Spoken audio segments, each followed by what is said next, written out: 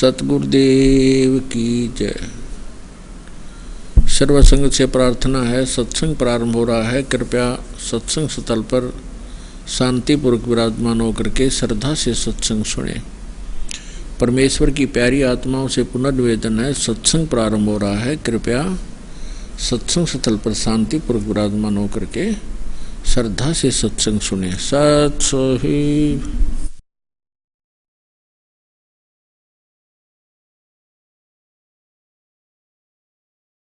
सतगुरुदेव की जय। बंदी छोड़ कबीर परमेश्वर जी की जय। बंदी छोड़ गरीबदास जी महाराज जी की जय।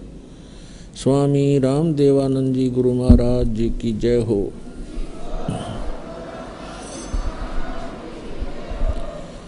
गरीब नमो नमो सतपुरुष को नमस्कार गुरु की नहीं। सुर नर मुनि जन साधुआ संतों सर्वसधि नहीं। सतगुरु साहिब संत सब दंडो तुम प्रणाम। आगे पीछे मध हुए तिनको दा कुर्बान। नराकार निर्विषम काल जाल वैवंदनम निर्लेपम निज निर्गुणम अकलनो बेशंदनम। सोहम सुरति समाप्तम सकल समाना निर्तल। उज्ज्वल हीरंबर हरदमं बेपरवा अथाह वार पार निमज्जतम। ग्रीब दो सुमर सिद्ध होई गणनायक गलता ना करो अनुग्रह सोई। पारस पद परवाना आदि गणेश मनाऊं। गणनायक देवन देवा चरण कमल लो लाऊं। आदंत करूं सेवा परम शक्ति संगीतम रिद्धि सिद्धि दाता सोई। अवगत गुण अतीतम सत्य पुरुष निर्मोही। जगदम्बा जगदीशम मंगल रूप मुरारी। तन मन अर्पों शीसम भक्ति मुक्ति भंडारी। सुर नर मुनि जन ध्यावे ब्रह्मा विष्णु महेशा। शेष शेष मुख गावे पूज्य आदि गणेशा। इंद्र कुबेर सरीखा वरुण धर्म राय ध्यावे। समर्थ जीवन जी का मन इच्छा फल पावे। 33 कोटि अधारा दाम शेष 88। उतरे बहुजल पारा कट है यम की फांसी। 33 कोटि अधारा दाम शेष 88। उतरे बहुजल पारा कट है यम की फांसी। कर जोरूं विनती करूं धरूं चरण पर शीश।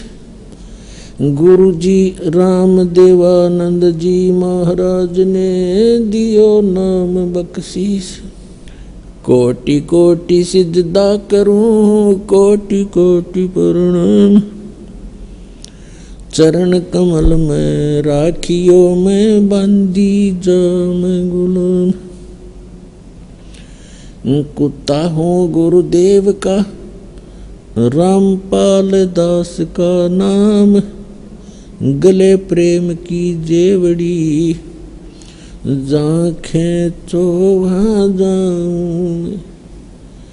तो करो तो बावड़ू दूर दूर करो तो जाऊं। जो राखो त्यों ही रहूं जो देवो सो खाऊं। जय इब के सतगुरु मिले सब दुख आँखों रोए। चरणों ऊपर शीश धरूं कहूँ जो कहनी हो। कबीर साईं मिलेंगे पूछेंगे कुशलात।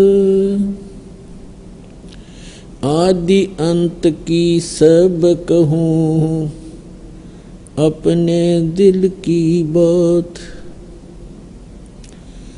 गुरु जी तुम ना भूलियो चाहे लाख लोग मिल जाहीं। हम जैसे तुमको बहुत हैं, तुमसे हमको नहीं। तुमरे विसारे क्या बने, मैं किसकी शरण में जाऊं। शिव विरंच मुनि नारदा, तिनके हृदय नो समाऊं। गुरु बड़े गोविंद से, मन में देख विचार। हरि सुमरे सो वार हैं, गुरु सुमरे होए पार। गुरु गोविंद दोनों खड़े, काके लागू पाए। बलिहारी गुरु अपना, जिन गोविंद दियो मिलाए। सात द्वीप नौ खंड में, गुरु से बड़ा न कोई। करता करे न कर सके, गुरु करे सो होवे। परम पिता परमात्मा पूर्ण ब्रह्म सर्व सृष्टि रचनहार कबीर परमेश्वर जी की असीम रजा से आप परमेश्वर की प्यारी आत्माएं सत्संग सुनने के लिए सतलोक आश्रम बरवाला जिला हिसार हरियाणा के अंदर उपस्थित हुए। और सौभाग्य उन पुण्यात्माओं का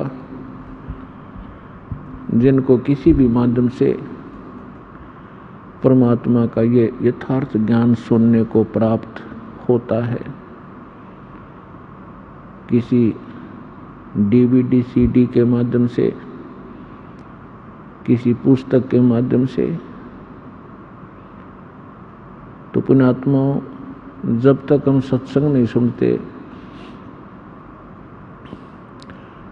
तब तक हमें ये पता ही नहीं होता कि हम जो कर रहे हैं इसका उद्देश्य क्या है।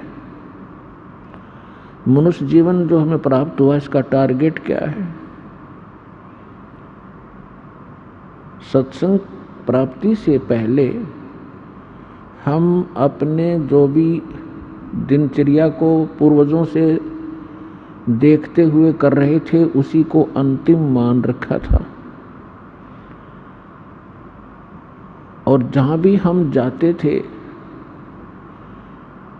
किसी भी मित्र के पास, रिलेटिव नाती के पास या घर गांव अड़ोस पड़ोस में, तो सभी से हमें माया इकट्ठी करने की ट्रेनिंग मिलती थी, उसी की शिक्षा प्राप्त होती थी, जिस कारण से हमने माया ही इकट्ठी करना एक टारगेट बना लिया था, जीवन का उद्देश्य मान लिया था।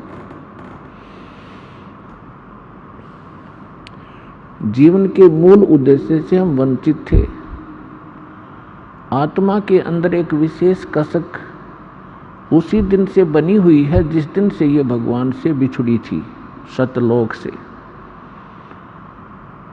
तब तो हम गलती कराए अपनी बालक बुद्धि के कारण, अनजानपने में, क्योंकि वहां हमें सुख गना था, कोई दुख नहीं था। वहां दुख नाम की वस्तु नहीं थी। और यहाँ भी एक विशेष हमारे अंदर एक अवगुण है कि जब हम सुखी होते हैं परमात्मा से कोसों दूर होते हैं, और जब हम दुखी होते हैं तो परमात्मा को याद करते हैं। तो इस आत्मा को उसी दिन से, जिस दिन से भगवान के उस सर्वसंपन्न लोक को छोड़कर यहाँ काल के इस कंगाल लोक में आई है, उसी दिन से इसको अब आभास हो गया है, एहसास हो रहा है कि कोई और सुख सथल है और कोई ऐसी शक्ति है जो हमें यहाँ भी सुख दे सकती है। और एक मोक्ष शब्द भी हमने सुन रखा है सदग्रंथों से और इन काल के भेजे हुए दूत संतों से, और मोक्ष भी वो दे सकता है। तो जो हम अपने मनुष्य जीवन का उद्देश्य लेकर जी रहे थे सत्संग सुनने से पहले, उसके साथ साथ आत्मा भी अपना काम अवश्य कर रही थी, वो रुक नहीं रही थी। कोई ना कोई भक्ति साधना वो कर रही थी परमात्मा के लिए। चाहे कोई परंपरागत कोई व्रत रख रहा था, देखा देखी, कोई भगवान शिव को पूज रहा था, तो कोई भगवान विष्णु को, कोई भगवान राम और श्री कृष्ण को, या कोई देवी देवताओं मंदिर मूर्ति अवश्य पूजा कर रहा था।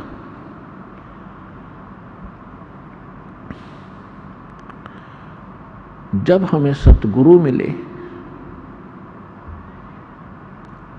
तब ये ज्ञान हुआ कि मनुष्य जीवन किस लिए प्राप्त हुआ था। तो परमात्मा ये यथार्थ ज्ञान जो सत्संग कहते हैं, ये परमात्मा ही आकर बताता है। और परमात्मा के द्वारा दिए गए ज्ञान को सभी सदग्रंथों में कहा है कि वो ज्ञान वास्तविक है, और उसको सूक्ष्म वेदवत कहते हैं। श्रीमद् भगवत गीता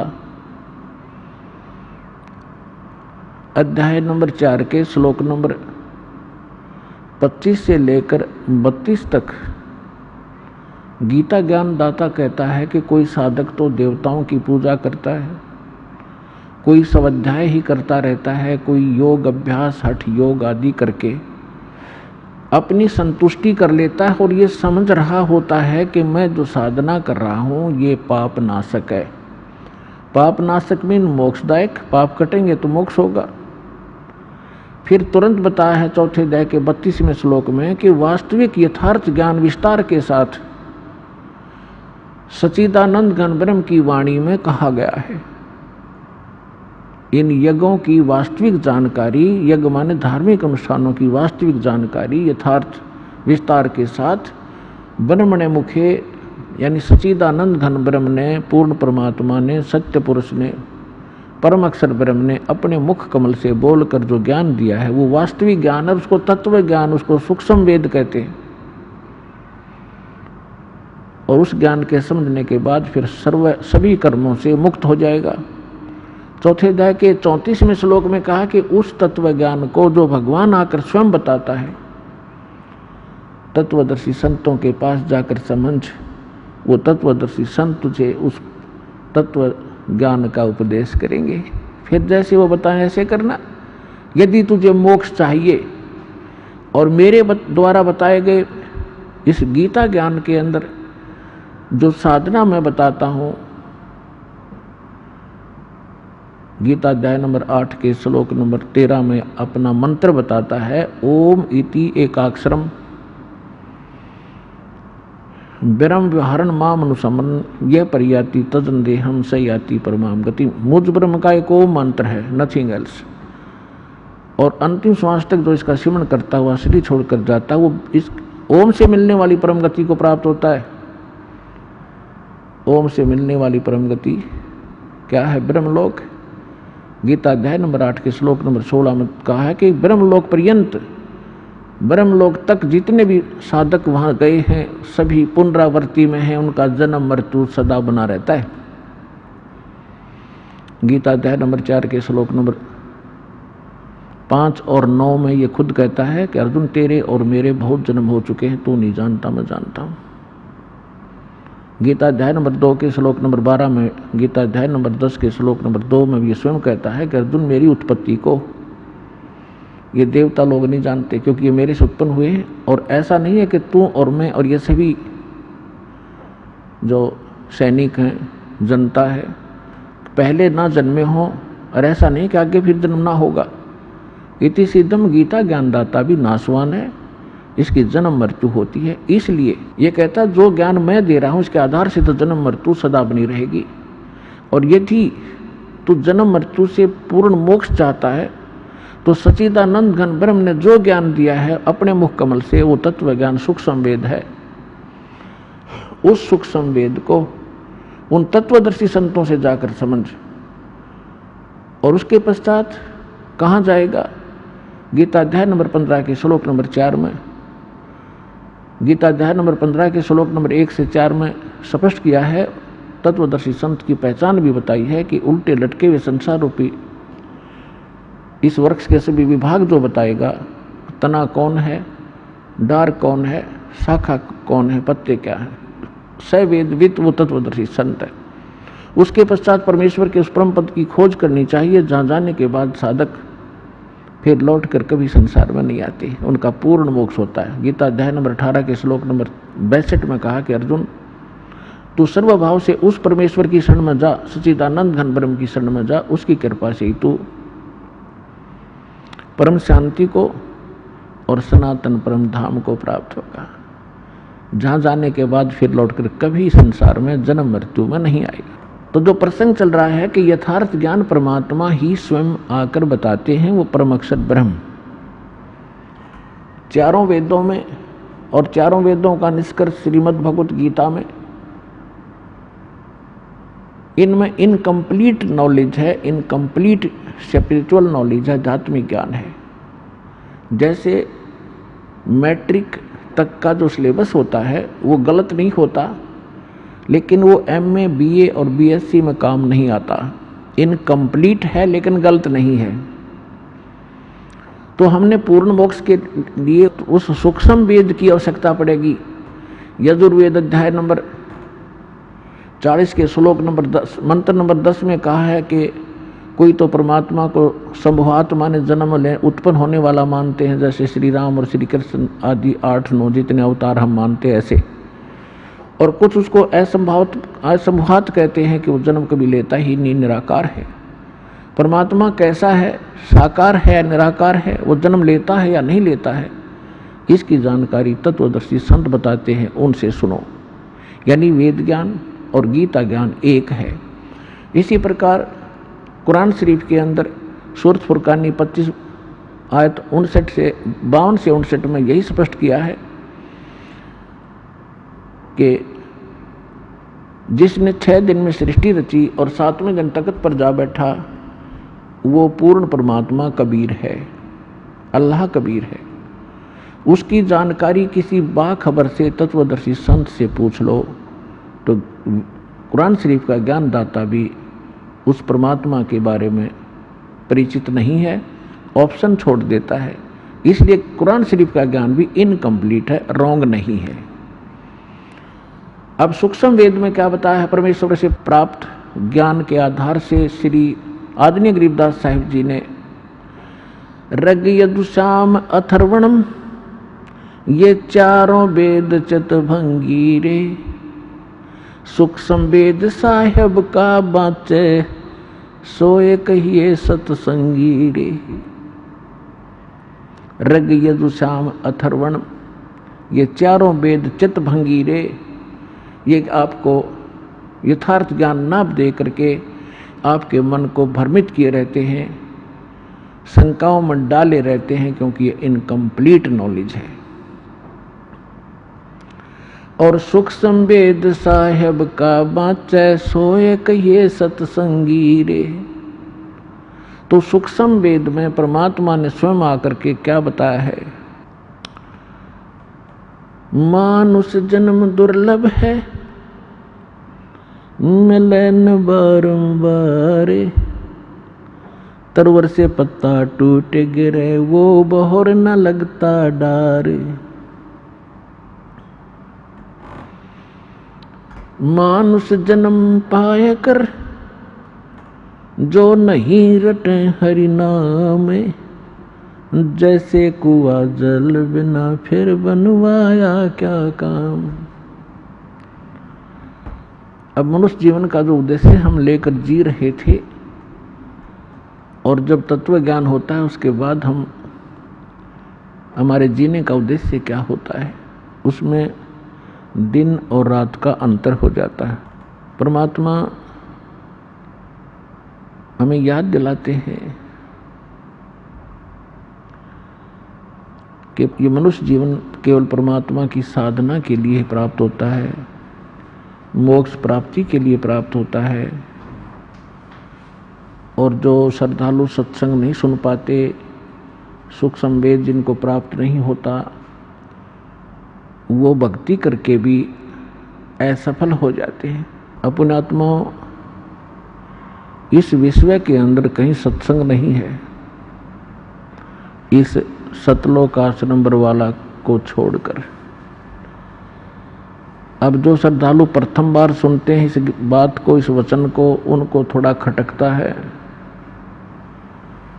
बेशक से कड़वा लगे, इस ज्ञान को गहराई से समझोगे, फिर आपको यही दास की बातें जो आज कड़वी लगी हैं एक दिन मीठी होंगी।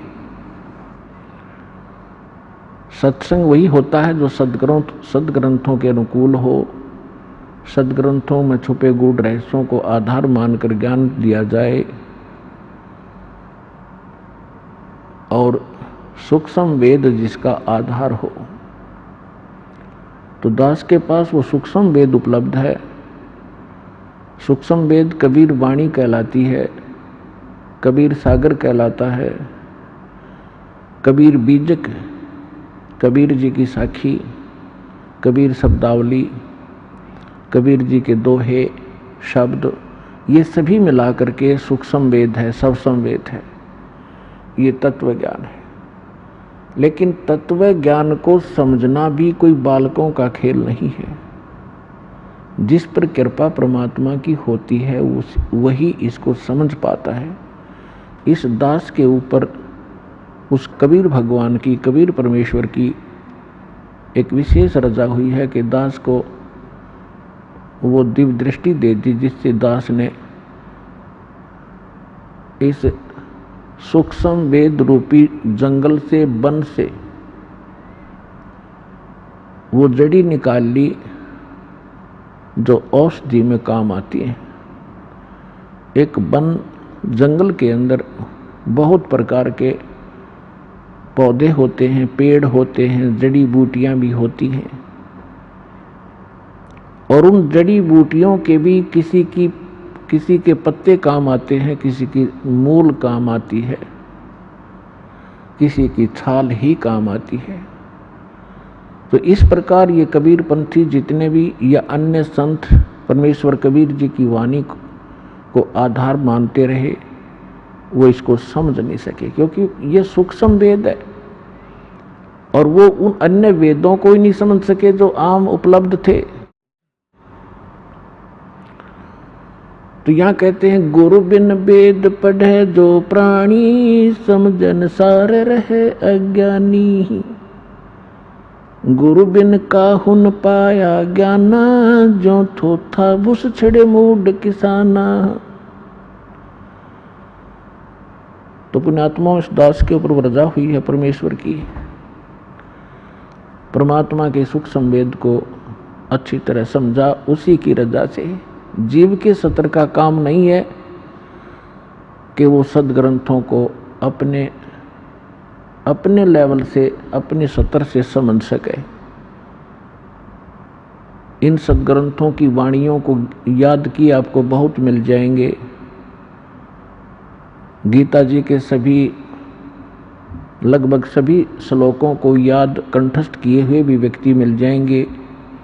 कबीर साहब की वाणी को भी बहुत से घोटे आपको मिल जाएंगे कंठस्थ याद किए। गरीबदास जी की वाणी को, दादू साहब जी की वाणी को, नानक साहब जी की वाणी को, गीसा दास जी की वाणी को। तो वो वाणी घोट लेने मात्र से वो ज्ञानी नहीं बन जाता। उसके लिए परमात्मा ने बताया है कि वक्ता कोट अनंत है, श्रोता कोट अनंत, और ये ज्ञानी बने फिरे। ये ज्ञानी कोट अनंत है, बिरले साधु संत। तो पुण्यात्मा आपका एक विशेष सौभाग्य है आपका, जो आपको ये ज्ञान मिला और आपको ये अच्छा लगा, आपको सुहाग है ये ज्ञान। प्रथम बार जब व्यक्ति इस ज्ञान को सुनता है उसका पारा जो है 100 के ऊपर जाता है, क्योंकि हमने ये ज्ञान कभी सुना ही नहीं था। ज्ञान यही था, हमने अज्ञान सुन रखा था। तो जब से इस दास ने इस मार्ग का परमात्मा की रजा से मार्ग दर्शन शुरू किया है, उसी दिन से संघर्ष का सामना करना पड़ रहा है। लेकिन दास को विश्वास था कि एक दिन सफल होंगे, क्योंकि ये सत्य है। सत्य के सामने असत्य घनी देर नहीं टिका करती। थोड़ी सी देर तो बवाल मचा सकती है असत्य, लेकिन उसका पैर नहीं होते, वो बेसलेस होता है। आज आपके समक्ष वो सामने सत्य हो रहा है। सन 1994 से आज 2013 तक आप देख लीजिए, 19 वर्ष हो गए, लगभग 18-19 वर्ष।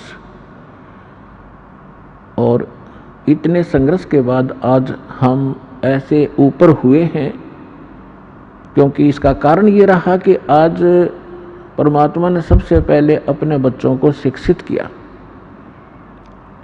बहन बेटी बुजुर्ग लगभग भारत के अंदर सब अक्षर ज्ञान युक्त है। और फिर सदग्रंथों को समझने के लिए एक तो अपने आप पढ़कर याद करके और फिर वैसे वचन शब्द श्लोक बोल करके सुनाता है, तो उसको भ्रमित कर सकता है कोई अन्य व्यक्ति कि नहीं, इसका ये ऐसा नहीं है, झूठ बोल रहा है। तो परमात्मा ने ऐसी रजा बख्शी, प्रोजेक्टर जैसे ऐसे उपकरण बनवा दिए, टीवी बना दिया, चैनल, ताकि आप इन सदग्रंथों के अंदर की सच्चाई को आंखों देखें।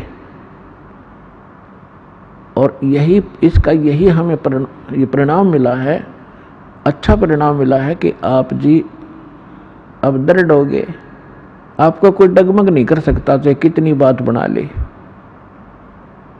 तो इसलिए सत्संग अनिवार्य है, और सत्संग ना मिलने से हम ऐसे भटकते रहे। और ये जो इंस्ट्रूमेंट बनाए गए हैं आज, ये सन 2000 के बाद बने हैं। ये जितने भी टीवी चैनल हैं, सीडी, प्रोजेक्टर आदि, ये टीवी के अंदर हम दिखा रहे हैं आपको, तो परमात्मा ने ही ये ऐसा नॉलेज ज्ञान दिया है जीव को। ये जीव के सत्र का बनाना नहीं है, ये उपकरण इंटरनेट वगैरह बना लेना, ये गॉड गिवन माइंड है मनुष्य को। उसका कारण नहीं तो आप देख रहे हो, ये लगभग 40 लाख वर्ष हो गए इस एक चतुर्योगी को। और आप देख लो पिछला इतिहास, पिछली सभ्यताओं को हम पढ़ते आए थे, वो कैसे बर्तन रखते थे, कैसे उनके उपकरण होते थे, कैसे वो रहते थे, कैसे कपड़े पहनते थे, उस्त्रे भी ना होते थे उनके पास। तो कारण ये है कि इस विज्ञान को पाकर हम भूल तो गए कि बड़ी तरक्की कर ली विज्ञान ने, ये तो अपने नाश का कारण बना लिया, क्योंकि इसमें थोड़ी सी चतुरता आ गई हमारे अंदर विद्या प्राप्त करके। और चतुरता हमें भगवान से दूर करती है, अभिमान पैदा करती है। छोटी बड़ी पोस्ट बना के हम अभिमानी बन गए, और भगवान के मार्ग में अभिमान सबसे बड़ा दुश्मन है, शत्रु है। परमात्मा को मालूम था कि एक बार इसमें अवगुण तो उपजेंगे इस शिक्षा से, लेकिन मेरे ज्ञान से वो अवगुण सब नाश हो जाएंगे, और अपने बच्चों को फिर से मैं पुनर्सेट कर लूँगा इस ज्ञान के आधार से। इसलिए सबसे पहले आपको शिक्षा दी। अब 50-40 वर्ष से 30 वर्ष 40 वर्ष से पहले दास को खूब पता है कितने शिक्षित थे भारत में, कोई शिक्षा की तरफ ध्यान ही नहीं देता था।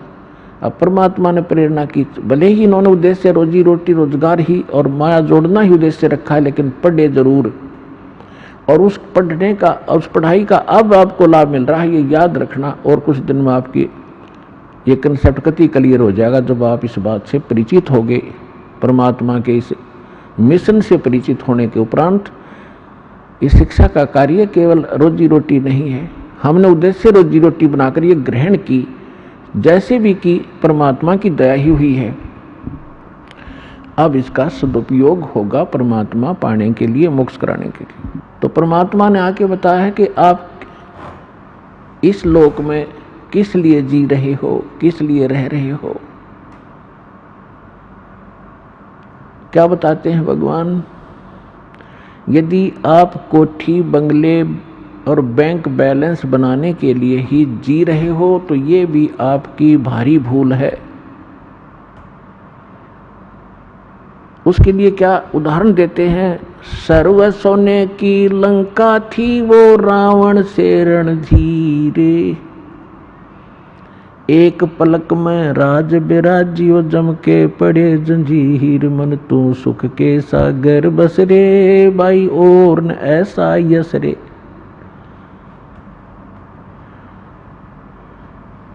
कि यदि आप एक 10-20 लाख रुपए बैंक में इकट्ठे भी कर लोगे और एक सुंदर कोठी बना भी लोगे तो केला टूट गया, कल मृत्यु हो जाएगी, फिर अगले दिन गधा बन जाएगा, वह कोठी यहीं खड़ी रहेगी, कोई और बैठेंगे, आप पशु बनकर धक्के खा रहे होगे। तो खाक ये महिमा है। तो परमात्मा कहते हैं और न ऐसा यश रे। यश माने महिमा, बड़पन, महानता, प्रभुता। तो ये जो आप यहाँ ये कोठी बंगले बना कर, लंबी लंबी गाड़ी कार लेकर खरीद कर या महिमा बनाना चाहते हो, ये आपकी महामूर्खता है। क्योंकि मनुष्य जीवन जिसको प्राप्त है वो विद्यार्थी है। ये अलग से आपको पोशाक मिली है, ड्रेस मिली है, जैसे विद्यार्थियों को अलग से पोशाक होती है। और जो ये पोशाक प्राप्त हो विद्यार्थी है, और विद्यार्थी और बाहर घूम रहा हो, कहीं ताश खेल रहा हो, कहीं शराब पी रहा हो, कहीं पिक्चर देख रहा हो, डांस कर रहा हो, तो क्या कहेंगे उसको कि मूर्ख, अपना शिक्षा ग्रहण नहीं करता, अपना जीवन नाश कर रहा है, और अंत में वो बहुत पछताता है। तो जिन भी पुण्यात्माओं, जिन भी आत्माओं को आज मानव शरीर प्राप्त है, नर या नारी का, वो महापुण्यात्मा है। उनके पिछले पुण्य नंबर इतने अच्छे हैं कि उनको परमात्मा पाने वाले इस विद्यालय में प्रवेश प्राप्त हो गया। और विद्यार्थी अपने शिक्षा काल में और बकवाद करता है, अंडरस्टूड है, वो क्या लेकर जाएगा, क्या खटेगा, वहां से अपना जीवन नाश करेगा। उन आत्माओं, आप इस मनुष्य जीवन को और इस परमात्मा के ज्ञान को सहज में मत लेना। ये किसी डूम बाट के गीत नहीं है, और यहाँ कोई उद्देश्य किसी, हमने अपना ये नहीं रखा है कि कोई इनकम बनाने के लिए आपको यहाँ बुलाया और समझाया जाता है, बैठाया जाता है। आपके ऊपर एक भयंकर संकट है जन्म और मृत्यु का, और इस जीवन के अंदर भी आपके प्रारब्ध में, आपकी किस्मत में ना जाने कितने कष्ट आपके ऊपर आने वाले हैं। उन सभी का निवारण यहाँ से होगा, इस कबीर भगवान से। आपको इसलिए बुलाया जाता है। ये किसी डूम भाट के गीत नहीं है। परमात्मा हमारे लिए भटक रहे थे और भटक रहे हैं 120 वर्ष तक। किसी के डले खाए, जुलाहा कवाए, धानक और कोई कुछ कहा करता, और वो इस अनमोल ज्ञान का प्रचार किया करते थे। एक एक दिन में 1,000 जगह प्रकट होकर के परमात्मा आज के टीवियों जैसा काम किया करते थे, जिस कारण से उस परमात्मा के, उस काशी वाले कबीर दुल्हा के 64 लाख शिष्य हुए थे। लेकिन उस समय गलती हमसे यही रही कि हम शिक्षित नहीं थे। परमात्मा की शरण में आते ही हमें सुख बहुत हुआ करते थे, हमारे कष्ट निवारण होते थे, और हम 20 जगह जा कर के गुणगान किया करते थे कि परमात्मा ये बहुत बड़े महान संत हैं, इनका उपदेश लेते ही हमें बड़ा सुख हुआ।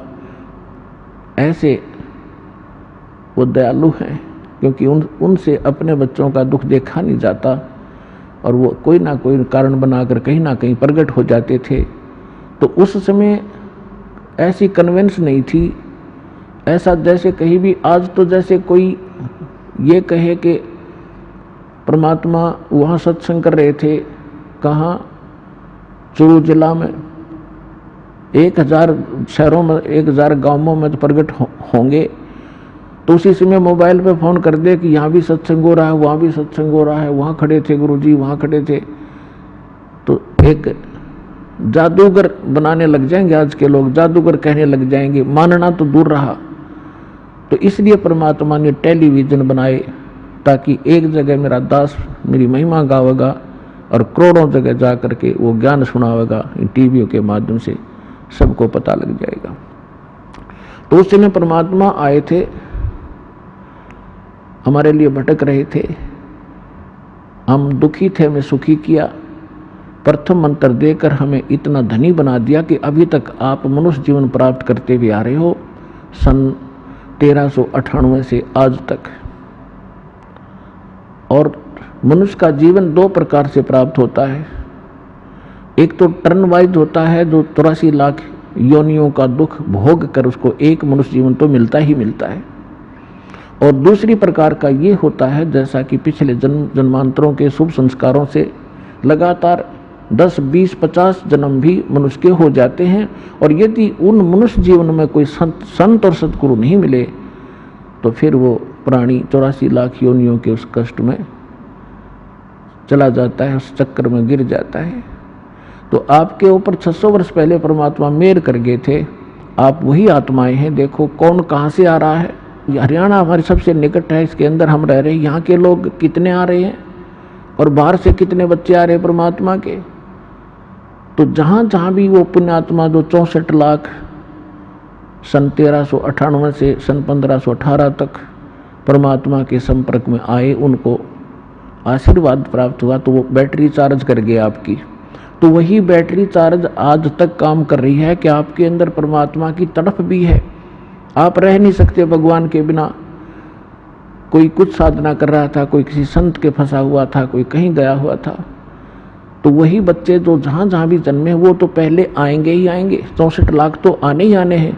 उसके बाद अब परमात्मा का आदेश है, वचन है कि जितने भी जीव हैं और जिनको मानव शरीर प्राप्त होता रहेगा, वो इस तत्व ज्ञान से और सत नाम से परिचित होकर के, ज्ञान प्राप्त करके, नाम ले करके वो सभी मुक्त होंगे। अब वो फिक्स समय जो था वो आया हुआ है।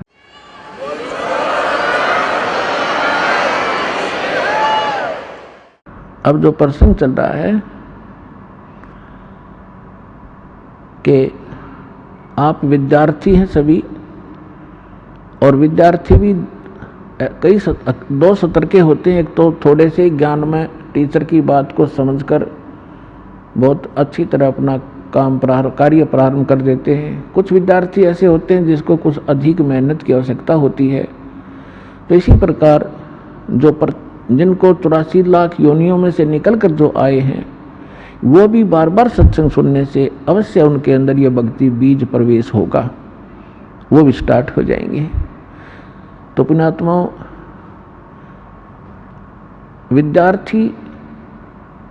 जो विद्यार्थी विद्या काल के अंदर शिक्षा समय में अपना प्रतिदिन का जो क्लास वर्क होता है या होमवर्क होता है वो नहीं करता है, तो फिर वो आगे जाके फेल हो जाता है। और फेल होने के बाद फिर वो आगे चल के जो उसके जीवन में संकट उसके ऊपर आते हैं, वो असहनीय होते हैं। ये दास जूनियर इंजीनियर की पोस्ट पे हरियाणा सरकार के अंदर कार्यरत था। वहाँ हमारा भी कार्य हो रहा था नहर का, और साथ में रोड भी बन रहा था। सड़क के ऊपर कुछ मजदूर काम कर रहे थे और उनका एक्सीडेंट आ गया अपनी जीप में बैठ के इंस्पेक्शन के लिए। उसके चले जाने के बाद एक व्यक्ति वहाँ खड़ा हुआ कह रहा था, जो मजदूर था, कि ये जो एक्सीडेंट है इसका ये नाम है, ये उस गांव का रहने वाला है और ये मेरा सहपाठी था। हम इतने समय तक इकट्ठे पढ़े थे। मेरे कर्म फूट गए, मेरे भाग फूट गए, मैं आगे पढ़ा नहीं, मैंने बकवाद करी और ये शिक्षा प्राप्त करके आज एक्सीडेंट बन गया, गाड़ी में चलता है और मेरे बच्चे भी यहाँ रेत में पड़े हुए हैं। तो यहाँ परमात्मा कहते हैं, आछे दिन पीछे गए गुरु से किया ना हेत, अब पछतावा क्या करे, या चिड़िया चुगी खेत। तो पुण्यात्माओं, जो इस मनुष्य जीवन को प्राप्त करके और भक्ति नहीं करेंगे, बुराइयों से नहीं बचेंगे, तो वो ऐसे पछताएंगे। नेक्स्ट जीवन उनका कुत्ते गधे सूअर का होगा। आपने देखा होगा गली में कुत्ते रात्रि में ऊपर को मुंह करके रोते हैं। आत्मा तो वही है जो अफलातून पा करी थी, भगवान भक्ति करीनी माया जोड़ में लगे रहे। वो महल के बाहर खड़ा गली में पड़ा हुआ रो रहा है, ऊपर से वर्षा हो रही है, ओले आ जाते हैं, शीत लहर चल रही होती है, और वहाँ गेंदड़ी मार के इकट्ठा हुआ किसी गाड़ी के नीचे टाइम पास कर रहा है। जो मनुष्य शरीर था तो उसने कभी सपने में भी ना सोचा होगा कि ऐसी आपत्ति आवेगी। तो पुण्यात्माओं, परमात्मा बताते हैं, और परमात्मा से परिचित दो संत वो हमें शिक्षा देते हैं। मानुष जन्म दुर्लभ है, ये मिलन बारंबार, तरवर से पत्ता टूट गिरे, वो बहुर न लगता डारे। वो पृथ्वी पति चकवे गए, जिनके चक्र चलनते, रावण सरीखे कौन गण, ऐसे गए अनंते। परमात्मा की भक्ति जिन्होंने नहीं की, अपने संस्कार से चाहे सारी पृथ्वी का शासक भी बन गया, अंत समय में उसको क्या लाभ हुआ? 84 लाख योनियों में कहीं कुत्ता गधा सुअर की योनि में अपना कष्ट भोग रहा होता है। राम नाम रटते रहो, राम नाम रटते रहो, जब तक घट में प्राण, कभू तो दीन दयाल के बनक पड़ेगी कान।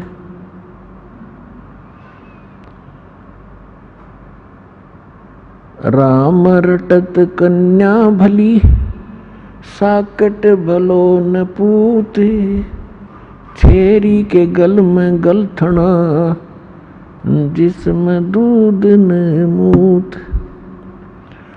राम रटत दारिद्र भलो, टूटी घर की छान, वो सुंदर महल किस काम के, जहाँ भक्ति नहीं भगवान। राम रटत कोड़ी भलो, चू चू पड़े जो चाम, वो सुंदर शरीर किस काम का, जा मुख नाही नाम। जिव्या तो आए भली, जो रटे हरि नाम, नहीं तो काट के फेंक दियो, ये मुख में बलो ना चाम। परमपिता परमात्मा स्वयं आकर के अपनी प्यारी आत्माओं को यथार्थ मार्गदर्शन करते हैं, सही दिशा देते हैं। उनके द्वारा दिए गए ज्ञान को सूक्ष्म वेद कहते हैं। और सूक्ष्म वेद में परमात्मा हमें बता रहे हैं कि यहाँ के जो सुख आप देख कर इसी में सीमित हो गए, ये गलत है। ठीक है, संस्कार वश आपके परिवार है, आप परिवार पोषण के लिए भी कार्य करते रहो, लेकिन भगवान के इस नाम को, इस भक्ति को, इसको साथ रखो। ये आपके इस संस्कारों को सुलझाने में आपको बहुत मदद करेगी। जैसे पहले हाथ से आटा पीसते थे, हाथ से पशुओं का चारा काटते थे, हाथ से पंखा करते रहते थे हवा प्राप्त करने के लिए, और भी बहुत से साधन जो, तो अब वही कार्य पावर से होते हैं, जो उसका कनेक्शन ले लेते हैं बिजली से। अब वो कितने आसान हो गए, 1 घंटे में मनमाना 2 टोकरे सानी नहीं, वो चारा नहीं कटे आदमी पर, जो बढ़िया मशीन आ गई थी वो हाथ से चलाने वाली, और 1 घंटे में ढेर से ढेर लगा दे, बिजली का कनेक्शन मिल जाए, पावर से वो काम कट कट कट कट ढेर लगा देता है। इसी प्रकार हाथ से पीसने से 2 घंटे में 2 किलो आटा नहीं पूरा होता था, और 2 घंटे में भर दे 2 बोरी आज की पावर से चलने वाली। तो कहने का भाव ये है कि आप जी जो कार्य कर रहे थे वो आपका केवल संस्कार मिल रहा था आपको। अब परमात्मा की पावर आपके साथ होगी तो फिर पावर से काम होंगे आपके, कबीर भगवान वाली शक्ति तय, फिर देखना कितने आसान हो जाएंगे।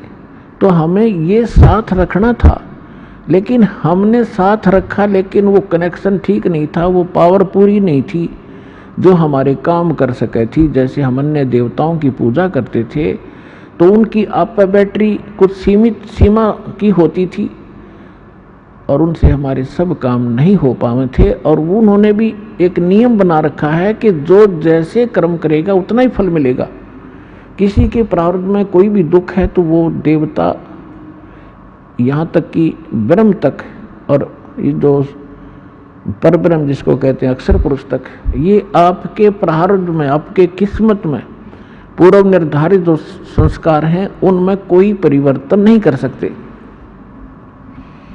मासा घटे न तिल बधे विद न लिखे जो लेख, सच्चा सतगुरु मेट कर ऊपर मारे मेख।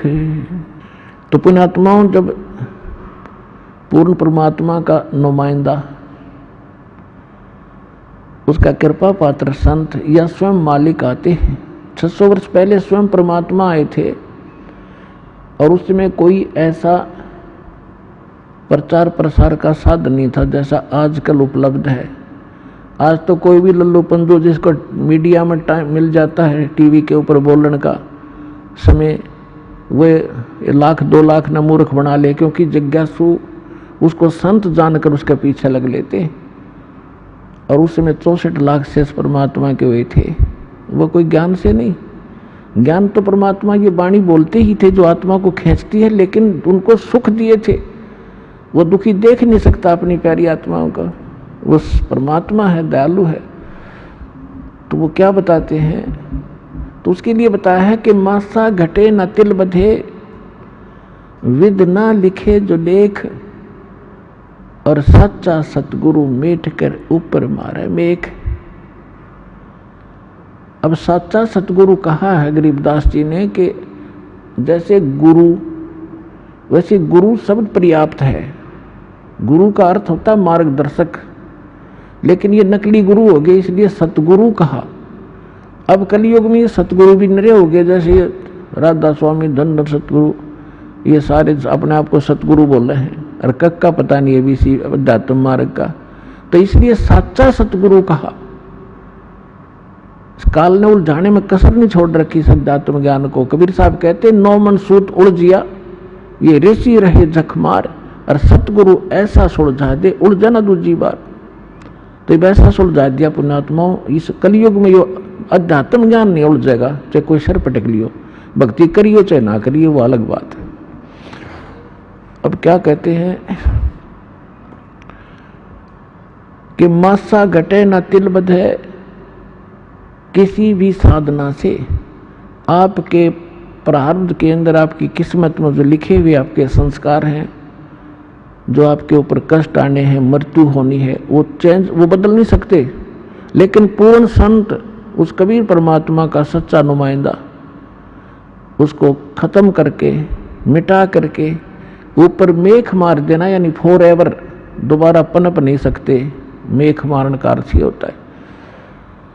अब आपको उस परम पिता परमात्मा कबीर जी से प्राप्त इस सत भक्ति से जो लाभ हुए हैं, कुछ पुण्यात्माओं का अनुभव आपके सामने रूबरू करते हैं, वो सुनिएगा। सत सही। अभी आपने परमात्मा से प्राप्त राहत उन श्रद्धालुओं के मुख कमल से सुनी। पुण्यात्माओं, आप भी अध्यात्म मार्ग के अंदर बिल्कुल बच्चे हो, जिसमें आप इस ज्ञान से परिपूर्ण हो जाओगे, उसमें आपको जो भी आप कोठी, बंगले, कार, बैंक बैलेंस और यहाँ की जो संपत्ति एकत्रित करने में जो समय व्यर्थ करते हो, ये ऐसा लगेगा जैसे बालक, छोटे छोटे बच्चे खिलौनों से खेला करते हैं। जिस प्रकार परमात्मा अपनी वाणी में कहते हैं, होले सुहागण सुरता त्यारे, मालिक घर जाना है हेतु तो। होले सुहागण सुरता त्यारे, मालिक घर जाना है।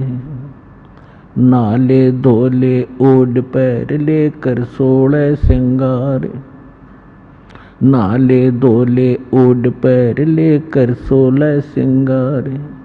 आज नहीं तय तड़के परसों आवेंगे तेरे लड़ियारे, मालिक घर जाना है हेतु तो। होले सुहागण सुरता त्यारे, मालिक घर जाना है। तेरे साथ किए कितनी जाली, तू क्यों लारी वारे। तेरे साथ की कितनी जाली, तू क्यों लारी वारे। ये गुड़िया खेलत जन्म गंवाया, लाया है नहीं बेचारे, मालिक घर जाना है हेतु तो। होले सुहागण सुरता त्यारे, मालिक घर जाना है हेतु तो। होले सुहागण सुरता त्यारे। सतगुरु हमारे बानिया है करते बनज व्यवहारे। सतगुरु हमारे बानिया है करते बनज व्यवहार। बिन डांडी बिन पालड़े है, तोले दिया संसारे, मालिक घर जाना है हेतु तो। होले सुहागण सुरता त्यारे, मालिक घर जाना है। अब परमात्मा आत्मा को जगा रहे हैं कि सुहागन आत्मा वो होती है जिसका विवाह हो जाता है, नाता जुड़ जाता है, जिसकी सगाई हो जाती है, मंगनी हो जाती है, और जिनका रिश्ता हो जाता है, मंगनी हो जाती है, सगाई हो जाती है, वही अपने पति के घर जाती है। और जब तक लड़की कुंवारी है वो पति के घर नहीं जा सकती। तो कहने का भाव ये है कि जिनको उपदेश प्राप्त हो गया है वो सुहागन आत्मा होगी, परमात्मा से जुड़ गए वो। अब अपने जैसे यहाँ रिवाज बनी हुई थी उसी आधार से परमात्मा ने ज्ञान दिया है कि जो लड़की अधिक दहेज लेकर जाती थी तो सास ससुर को अच्छी लगती थी। यहाँ की वैसे रीति ये गलत है, लेकिन फिर भी उसके आधार से ज्ञान समझाने के लिए परमात्मा ने बताया है। तो इसी प्रकार परमात्मा कहते हैं कि नाले धोले ओढ़ पैर लेकर 16 सिंगार, और दुल्हन को अच्छी तरह सिंगार कर भेजा करते थे, हर तरह से उसको आभूषण पहनाते थे ताकि उसकी छवि कुछ निखर जाए। तो परमात्मा कहते हैं आत्मा के जो गहने हैं, आभूषण हैं, ये वो नहीं है जो यहाँ के बनावटी होते हैं।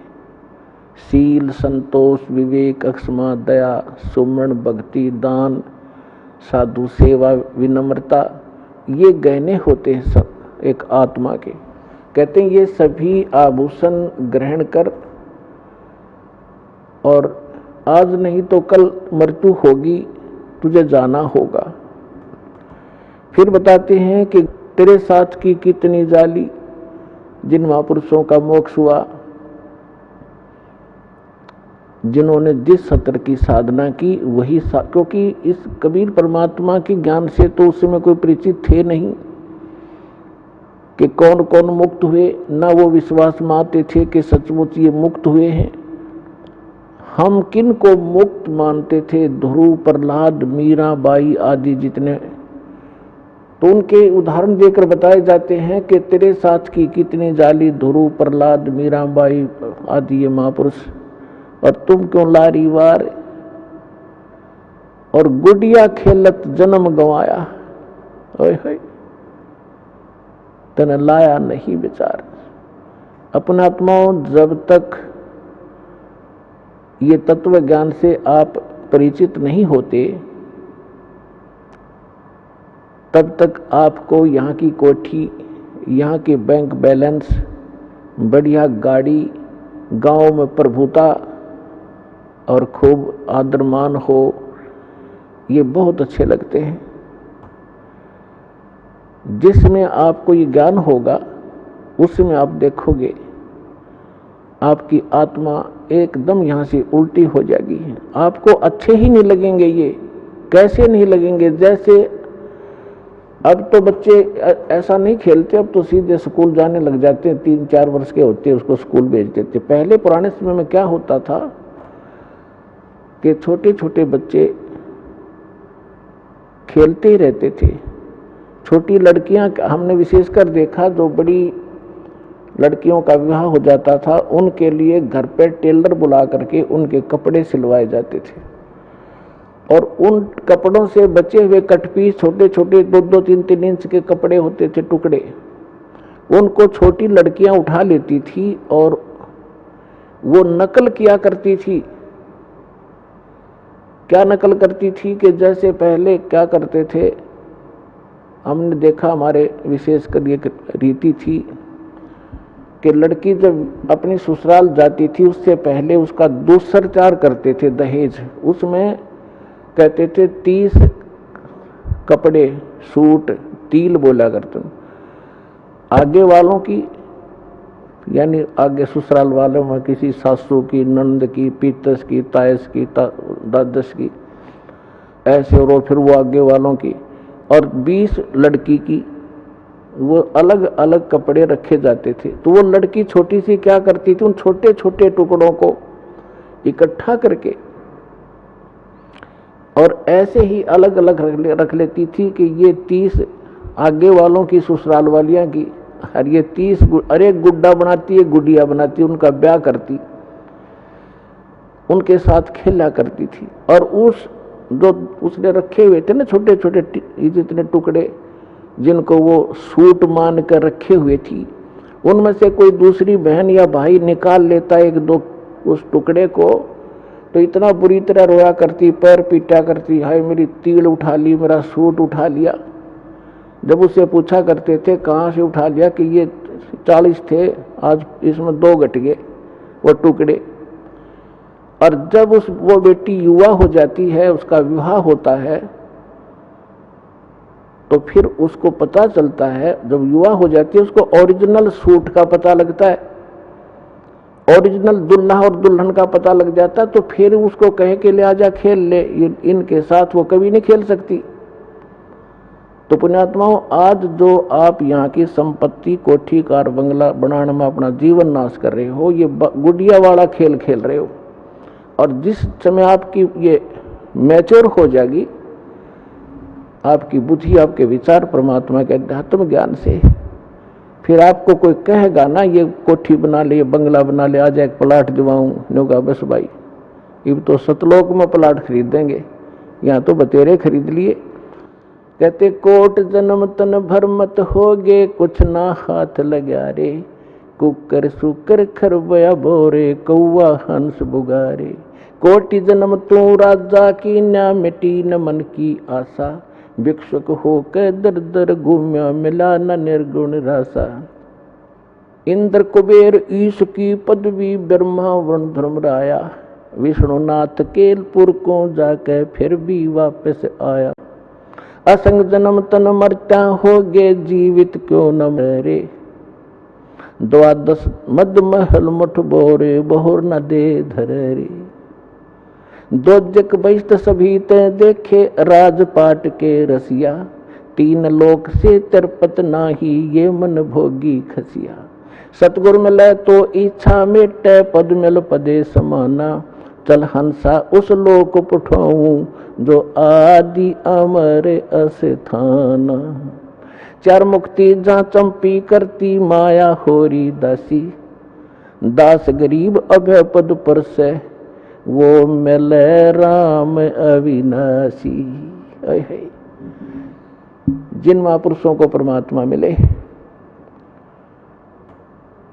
और स्वयं परमात्मा ने आके हमें जो यथार्थ ज्ञान बताया वो हम तक पहुंचा नहीं, जिस कारण से हम भक्ति करके भी निष्फल रहे और सौ कष्ट हम भोगते रहे और साधनाएं भी करते रहे, क्योंकि हम साधना उन असमर्थ भगवानों की करते रहे जो हमारे भाग्य को परिवर्तन नहीं कर सकते थे। तुम कौन राम का जपते जापम, तात कटे ना तीनों तापम, समर्थ का शरणाग हो रंग होरी हो, कबू न हो एकाज राम रंग होरी हो। समर्थ का शरणाग हो यानी उस समर्थ की शरण में आओ, तब तुम्हारे घर में सदा खुशी बनी रहेगी या होरी बनी रहेगी। और कभू ना हो अकाज राम रंग होरी हो, कभी अकाज नहीं होगा, कोई आपके घर में दुर्घटना नहीं हो सकती। देखो कर्म के संस्कार आपका प्रेशर जरूर डालेंगे। जैसे आपने भक्तों के अनुभव सुने, कैसे कैसे जुल्म ढाने चाहे काल संस्कार ने, और परमात्मा ने हट एक तरफ 2 सेकंड में टाल दिए सारे। तो जब तक आप परमात्मा की मर्यादा में रहोगे, कबीर भगवान की में आपको पूरा साथ देगा। यदि आपने मर्यादा भंग कर दी, आपने कोई परमात्मा का नियम तो भंग कर दिया, तो उस समय काल का दाव लग सकता आपके ऊपर। और अन्य भक्त ये सोच रहे होंगे कि ये दीक्षित था, इसके साथ ऐसी घटना क्यों घट गई। तो पुण्यात्माओं, इसके साथ साथ आपको बहुत सावधान किया जाता है कि देखो कुछ भक्त ऐसे होते हैं, दीक्षा ले रखी है, मर्यादा भी तोड़ रखी है, फिर भी सुखी महसूस होते हैं। अभी उसका कोई भाग्य का ऐसा दुष्कर्म नहीं है जो उसको चोट मारने वाला है। और एक ऐसा भक्त है, दीक्षा ले ली है और नाम तोड़ दिया है, खंड हो गया है, तो उधर से संस्कार ऐसा कमजोर आ गया कि उसकी मृत्यु होनी है, वो मृत्यु होगी। और दीक्षित भी था लेकिन दीक्षा नहीं थी, क्योंकि नाम खंड हो गया। पावर काम तब तक करेगी बिजली आपके घर पर जब तक आपका कनेक्शन जुड़ा रहेगा। जिस दिन कनेक्शन कट गया, किसी भी कारण से कट जाता है, तो पावर का काम नहीं हो रहा आपके घर पे। उसके लिए परमात्मा कहते हैं कबीर साहब, जब लग हंसा हमरी आना, काल लगे ना तेरा बाना। कि जब तक ये प्यारी आत्मा मेरी मर्यादा में रहेगी, काल तेरा अटैक नहीं हो सकता। और जब हम मर्यादा तोड़ देंगे तो पुण्यात्माओं फिर काल ही काल है सब जगह, पूरा संसार। हम परमात्मा की शरण में आने के बाद ऐसा समझ लो जैसे समुद्री जहाज में बैठ गए और उस जहाज से नीचे उतरे तो डूबेंगे, कहीं उतर लो, किसी साइड से गिर लो नीचे। तो जब तक आप इस परमात्मा की मर्यादा में रहोगे, आपके ऊपर कोई दिक्कत नहीं आएगी। दूसरी बात ये होती है, परमात्मा जो भी आप परमात्मा के लिए लगे हो, कोई दुख में आया है,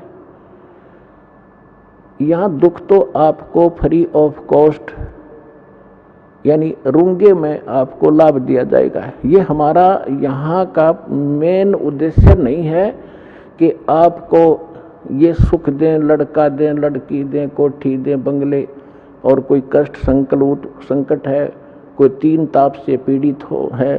केवल इसी उद्देश्य को लेकर हमने ये यूनिवर्सिटी नहीं खोल रखी, ये हॉस्पिटल नहीं खोल रखा।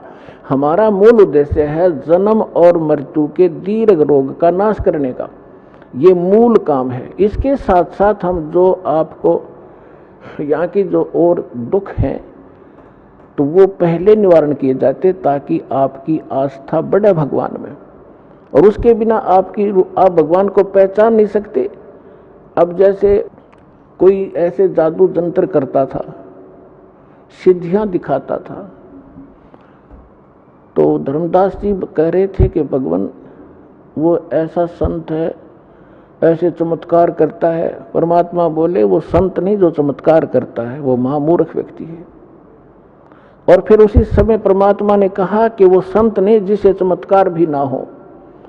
ये पुण्यात्मा, एक तो चमत्कार करना ये तो महामूर्ख व्यक्ति के काम है, क्योंकि उसने केवल सिद्धियां ही इकट्ठी कर रखी हैं जो उसके लिए भी घातक हैं और अन्य के लिए भी वो घातक है, क्योंकि उस पर आश्रित हो गया कि बड़ा महंत और संत होगा।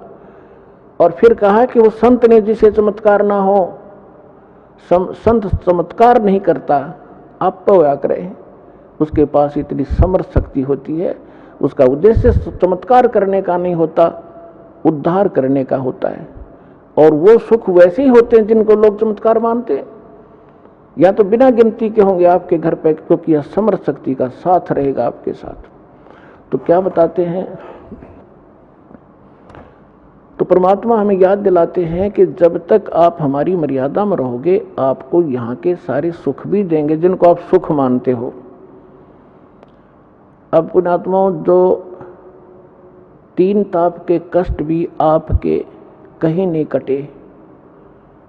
यहाँ पर आप भक्तों के अनुभव सुनते हो, सब जगह चले गए थे, किसी में प्रेत था, किसी में जिन था, किसी पर कोई देव था, किसी के ऊपर कोई पीर तंग करता था, किसी में भैरव ऊदता था, सब जगह जा चुके थे, लेकिन यहाँ आके सुख हुआ। हम ये उद्देश्य नहीं रखते कि ये सुख दें, ये तो आपको होंगे, आपको ये तो पहले होंगे, क्योंकि जब तक आपके पैर में कांटा लगा है तो कांटा निकालना हमारा उद्देश्य है, क्योंकि कांटा लगे पैर में जूता पहना नहीं जा सकता।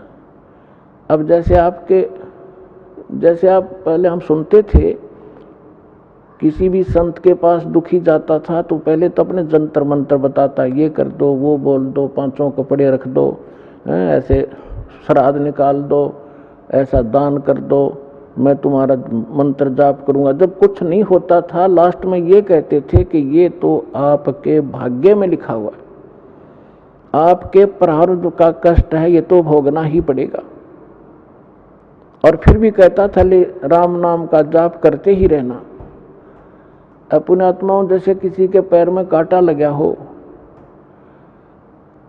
और वो किसी के पास जाता है, वो कहता है, कोशिश करता, उसके पास औजार नहीं है, उस कांटे को निकाल दे, और वो कहे कि कांटा तो निकल नहीं रहा, ये तो लगा ही रहेगा क्योंकि गहरा चला गया है, अब ले जूता पहन ले, आगे कांटा नहीं लगेगा।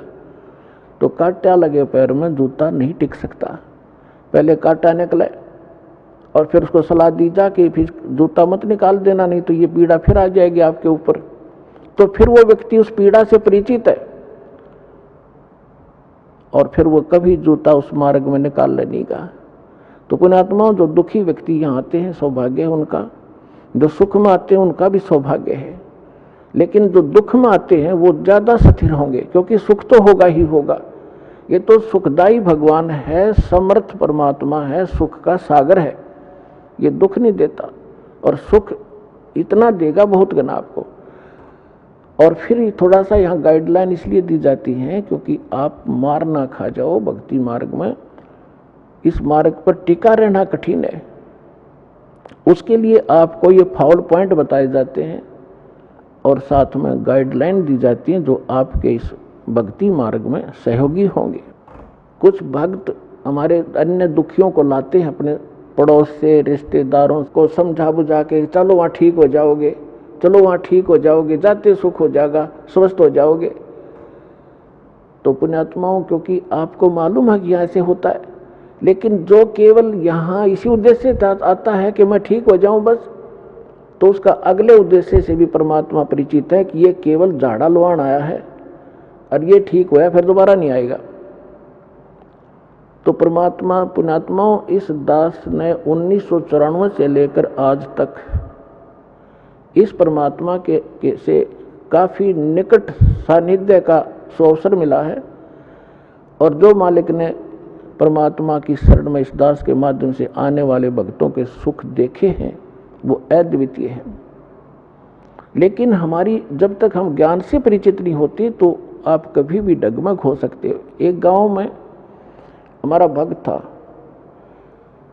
उसके यहाँ हम सत्संग करने जाते थे, 3-3 दिन का पाठ करते थे। जैसे यहाँ 3 दिन करते हैं वो पर एक घर में किया करते थे, क्योंकि इस सत्य भक्ति को हमने बेस बनाकर चलाना पड़ा।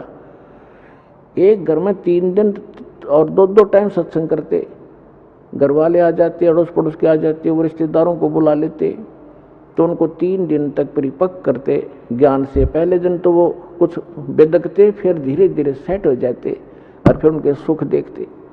तो उसके पड़ोस में एक लड़की थी, उसके दोनों किडनी खराब होगी, चारपाई पर लेटी हुई, सारे सोजस आई हुई। उसने कहा कि आ जाओ, तुम नाम ले लो और ठीक हो जाओगे, हमारे गुरुजी से उपदेश ले लो, इनके भगवान कबीर साहब ठीक कर देते। उन्होंने उस लड़की को ले आए, उन्होंने दीक्षा ले ली।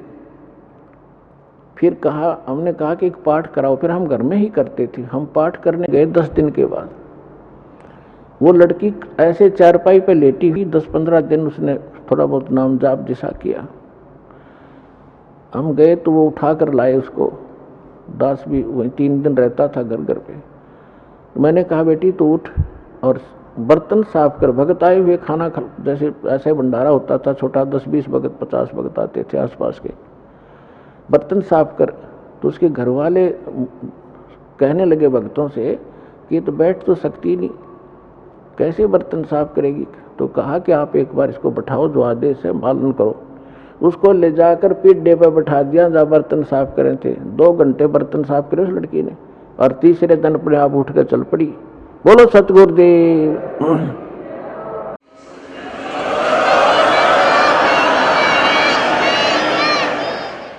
तो उसको क्या हुआ, कति स्वस्थ होगी, शादी होगी, और फिर नाम छोड़ दिया, आना बंद कर गए। 10 साल हो गए उन बातों को। तो कहने का भाव ये है कि ये परमात्मा आपको आते भी सुख दे सकता है, लेकिन आप केवल झाड़ा लवाण की आदत पड़ रही है आपने कि एक बार ठीक हो जाओ, फिर कोई जरूरत नहीं आने की। और हमारा उद्देश्य ये है कि ये तो सुख आपको मिलेगा ही मिलेगा, लेकिन हम बार बार आपको यहाँ बुला करके आप भक्ति से और ज्ञान से परिपक्व करना चाहते हैं, ताकि आपके संस्कार भक्ति वाले बढ़ें। एक कष्ट तो आपका दूर हो गया, आपके तो जीवन में 20 और हैं ऐसे ऐसे, फिर वो तोड़ देंगे दे, या आपकी बहुत बुरा हाल कर देंगे। तो पुण्यात्माओं, ये ना समझना कि आप ठीक नहीं होगे, सभी ठीक होंगे, लेकिन परमात्मा अपने हिसाब से करेगा, और लेकिन आप पर आपत्ति नहीं आने देगा। तो इसलिए आप परमात्मा के इस ऑपरेशन में जो कर रहा है, इसमें ऑब्जेक्शन मत करना। जैसे कोई रोगी है और डॉक्टर के पास जाता है, डॉक्टर अपने हिसाब से कर रहा है, तो उसमें बीच में अगर मरीज अपनी टांग अड़ावे कि ना ऐसे नहीं ऐसे कर दे, तो वो काम बिगाड़ देगा, वो ऑपरेशन खराब हो जाएगा उसका। तो परमात्मा आपको सुख देगा, आपके सिर पर हाथ रखेगा, आपके बच्चों की सुरक्षा करेगा और आपको मोक्ष देगा। आप विश्वास के साथ लगे रहना। बोलो सतगुरुदेव।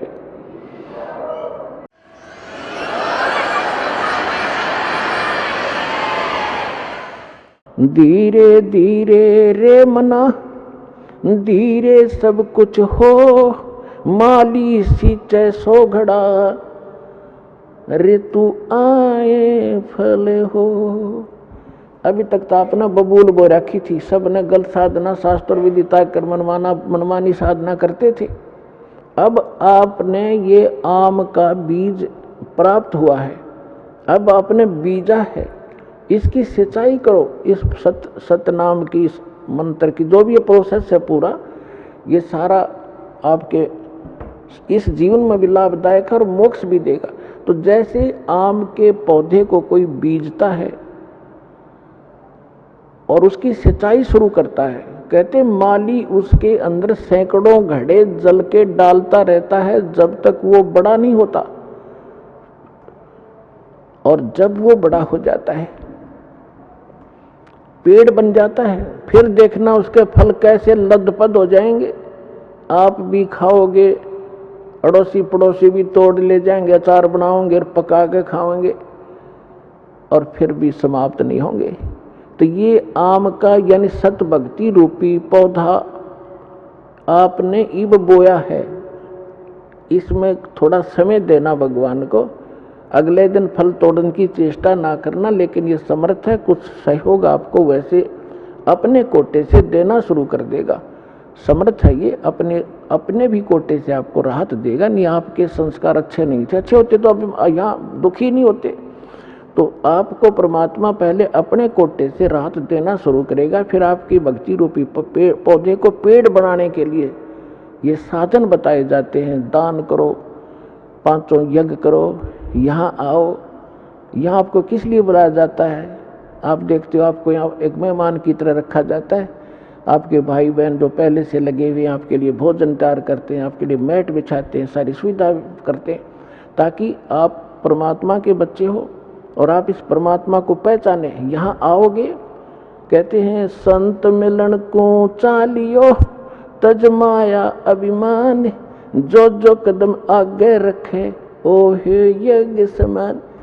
कोई कहीं से भी आता है और वहाँ से चलने से पहले आप 100 प्रकार की व्यवस्था करते हो, 2-3 दिन पहले एडजस्टमेंट करना शुरू करते हो, तो वहीं से आपकी लगन और आपकी आस्था भगवान में के गुड अकाउंट में लिखी जाना शुरू हो जाती है। और फिर यहाँ आते हो, एक ये करने में लाखों रुपए लगा करते थे राजा लोग, और आपको क्या बताया है कि संत मिलन को चालियो। इस विश्व में पुण्यात्मा संत नहीं कोई, इस दास के अतिरिक्त। अभिमान ना समझना, ये मालिक का कुत्ता है और उसने ये संत बना दिया। और संत में वो गुण होते हैं जो भगवान ने बता रखे हैं। संत मिलन को चालियो तज माया अभिमान, और जो जो कदम आगे रखे ओ हे यज्ञ समान। कोई कितनी ऊंची पोस्ट हो और कितना समृद्ध हो धन से, जिस प्रकार आदमी बच्चा रोगी डॉक्टर के पास जाता है, उसको पता लग जाता है तेरे दीर्घ रोग है, असाध्य रोग है, तो वो जाते ही डॉक्टर जो भी उसको आदेश देता है, इंजेक्शन लाऊंगा लगा दो जी, जांच कराओ वहाँ जाओ, अच्छा जी, लेट जाओ, लेट गया जी, कपड़े उतार दो, चेक करूंगा, लो जी। तो कोई अभिमान नहीं रखता, चाहे कितना बड़ा पद हुआ, उसको उसमें पद दिखाई नहीं देता, उसने अपनी जान दिखाई देती है। तो यहाँ जब आप इस परमात्मा के लिए चलो, एक बालक बन के, एक अधीन, एक रोगी समझ के, वैसे तो आपको ज्ञान हो जाएगा धीरे धीरे जीव की औकात क्या है। अब फुला फिरा बकवाद करे, 2 मिनट में पैरालाइसिस हो जावे, बांगा मुंह हो जा, मुंह मक्खी निकले और बड़े इसके अंदर, मुंह बंद भी नहीं कर सकता। तो जीव की औकात का यहाँ पता लगता है इस ज्ञान से, हम क्या हैं, कितना सामर्थ्य है। हम समर्थ की भक्ति करके वहाँ चले जाएंगे जहाँ कोई कष्ट नहीं होता। तो यहाँ कहते हैं संत मिलन को चालियो तज माया अभिमान, और जो जो कदम आगे रखे ओ हे यज्ञ समान। और फिर उस आधार, उस भाव से जब आप यहाँ आओगे दर्शनार्थ, तो जितने भी कदम वहाँ से लेकर यहाँ तक आपके बने, प्रत्येक आपकी एक यज्ञ के तुल्य पुण्यदायक होगा आपको। और फिर यहाँ पर 5 यज्ञ करवाई जाती हैं। प्रथम एक यज्ञ है धर्म की, आपका जो पैसा दान आता है, यहाँ भंडारे खुले चलते हैं, कहीं शेड लगाया जाता है, पंखे लाए जाते हैं, आपके लिए सारी व्यवस्था होती है। तो जैसा कि आप पुराणों में पढ़ा करते थे, शिव पुराण, विष्णु पुराण में आपको बताया है कि श्राद्धों के विषय में एक जानकारी दी है कि यदि कोई योगी को भोजन करा दिया जाए, योगी ये नहीं होता जो पेट का पानी लाकर दिखा दो ऊपर न पैर करके खड़े हो जाए, नहीं। योगी माने परमात्मा से मिलने की जो चेष्टा सद्भक्ति कर रहा है, साधक, सत्य साधक को योगी कहते हैं, भक्त। तो जो एक भक्त को भोजन करा दिया जाए तो 1000 जो ब्राह्मण बुला रखे हो ना सारा आत्म जीवने के लिए, उनका भी उद्धार करे और यजमान का भी करे और उन पितरों का भी करे जिसके लिए तुम प्रयत्न कर रहे हो। और यहाँ आप सारे योगी हो, और यहाँ जो आपके निमित्त दान होता है, फिर आपको भोजन भंडारा होता है, तो इससे आपका भी उद्धार, आपके पितरों तक का भी उद्धार हो जाएगा। तो आपके द्वारा जो दिया गया दान है आपको यहाँ सफल करेगा। जैसे परमात्मा हर प्रत्येक ग्रंथ बताता है कि कुपात्र को किया हुआ दान व्यर्थ होता है और सुपात्र को दिया हुआ दान सफल होता है। फिर परमात्मा साथ साथ बताते हैं, एक यज्ञ है धर्म की, दूसरी यज्ञ है ध्यान, और तीसरी यज्ञ हवन की, चौथी यज्ञ परिणाम, और 5वीं यज्ञ है ज्ञान की। तो यहाँ 5 यज्ञ करवाए जाते हैं आपको। आप प्रणाम यज्ञ है, जैसे आप दंडोत प्रणाम करते हैं, लेकिन हृदय से करे, देखा देखी करी हुई उस प्रणाम का पुण्य नहीं मिलेगा। जैसे परमात्मा की वाणी में लिखा है, जय गोपाल दंडवत करो, बामे पैरों पड़ प्रणाम, पर दुआ करो दिल पाक से, असला असल सलाम। पाक दिल से सच्ची श्रद्धा से प्रणाम करो, नम्रता से। देखो प्रणाम का उद्देश्य क्या है? आपको विनम्र बनाने के लिए कि इंसान में अभिमान ना रहे, और जब तक अभिमान रहेगा भगवान प्रसन्न नहीं हो सकता। और जैसे रावण ने जो साधना भक्ति की, पुण्यात्माओं आप तो लाख जन्म नहीं कर सकते, इतनी कुर्बानी यहाँ से काट कर चढ़ा दिया, लेकिन एक त्रुटि रही, उसने अभिमान नहीं गया, और वो अभिमान उसको खा गया, लेकर डूब गया। कुल का नाश कराया, अपना नाश कराया, भक्ति नाश करा लिया। तो सबसे पहले अपने भगत के अंदर आधीनी होनी चाहिए। एक प्रमाण बताया है परमात्मा ने, एक उदाहरण दिया है। एक अजाजिल नाम का भक्त था, साधक था। अब जैसा हमने गुरु मिलते हैं, हम उन गुरुओं को कंप्लीट मान के, संपूर्ण मान के उसके आदेश का पालन कर लेते हैं। जीव की तो इतना ही काम होता है श्रद्धालु का। अब इन्होंने क्या कर रखा है कि राम नाम की गाड़ी की ब्रेन में टिक रखी है। किसी ने एक पहिया ले रखा है, व्हील, उसको घुमा रखा, जाइए राम नाम की गाड़ी, तुम भी दिखाओ इसको। किसी ने एक स्टीयरिंग ले रखा, किया राम नाम की गाड़ी है। अब जैसे कोई हवन करते फिरते हैं, कहते हैं यह भक्ति है। कोई सुबह शाम के नित्य नियम कर लेते हैं, छोटे मोटे गीता का, कोई वेदों का, कोई कहते यही भक्ति है। ये सारी मिला के भक्ति बना है। तो उसको एक पहिया दे रखा था, उसके गुरु ने कि बेटा प्रणाम करा कर, और प्रणाम करने से तेरा स्वर्ग में वास हो जाए। क्योंकि ये जो यज्ञ हैं, जब तक हमें सत्साधना न मिलती है, स्वर्ग तक की साधना है। लेकिन हम इन यज्ञों को स्वर्ग के लिए नहीं, अपने मोक्ष के लिए प्रयोग करेंगे। हम जिसका हमारे ऊपर कर्जा है, उनको ये पकड़ा देंगे कि आप अपना ये ऋण पकड़ो, हमने तुम्हारे लोक में वो रेस्टोरेंट नहीं चाहिए, हम आगे को चलने वाले हैं। उस अजाजिल ने अपने जीवन काल में, पहले लाखों वर्षों की आयु होती थी, 1 अरब प्रणाम की, दंडवत प्रणाम लेट लेट के। और जब वो ऊपर गया, विष्णु जी को इष्ट मानता था, विष्णु जी के लोक में गया। अपने आत्मा, जो भी क्रियाएं आप यहाँ कर रहे हो, जैसा भाव आपका है, आपकी भी ऐसी परीक्षा होगी त्रिकुटी पर जाकर। और जैसी श्रद्धा आपकी इस दास के प्रति यहाँ होगी, ऐसी वहाँ होगी, तो वहाँ परमात्मा आपको इस दास के रूप में मिलेगा।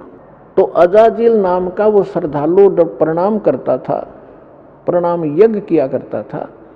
उसमें इतनी भक्ति, उस स्तर की जो स्वर्ग तक जाने की और वहाँ पर पद पोस्ट पाने की, इस प्रणाम यज्ञ से इतना संग्रह हो गया उसकी भक्ति कि विष्णु जी के लोक में जब गया तो विष्णु जी ने कहा कि भाई बहुत ज़्यादा भक्ति की तूने, यानी बहुत अच्छी साधना की बच्चा, साधना के अंदर ये सारा कुछ आ जाता है।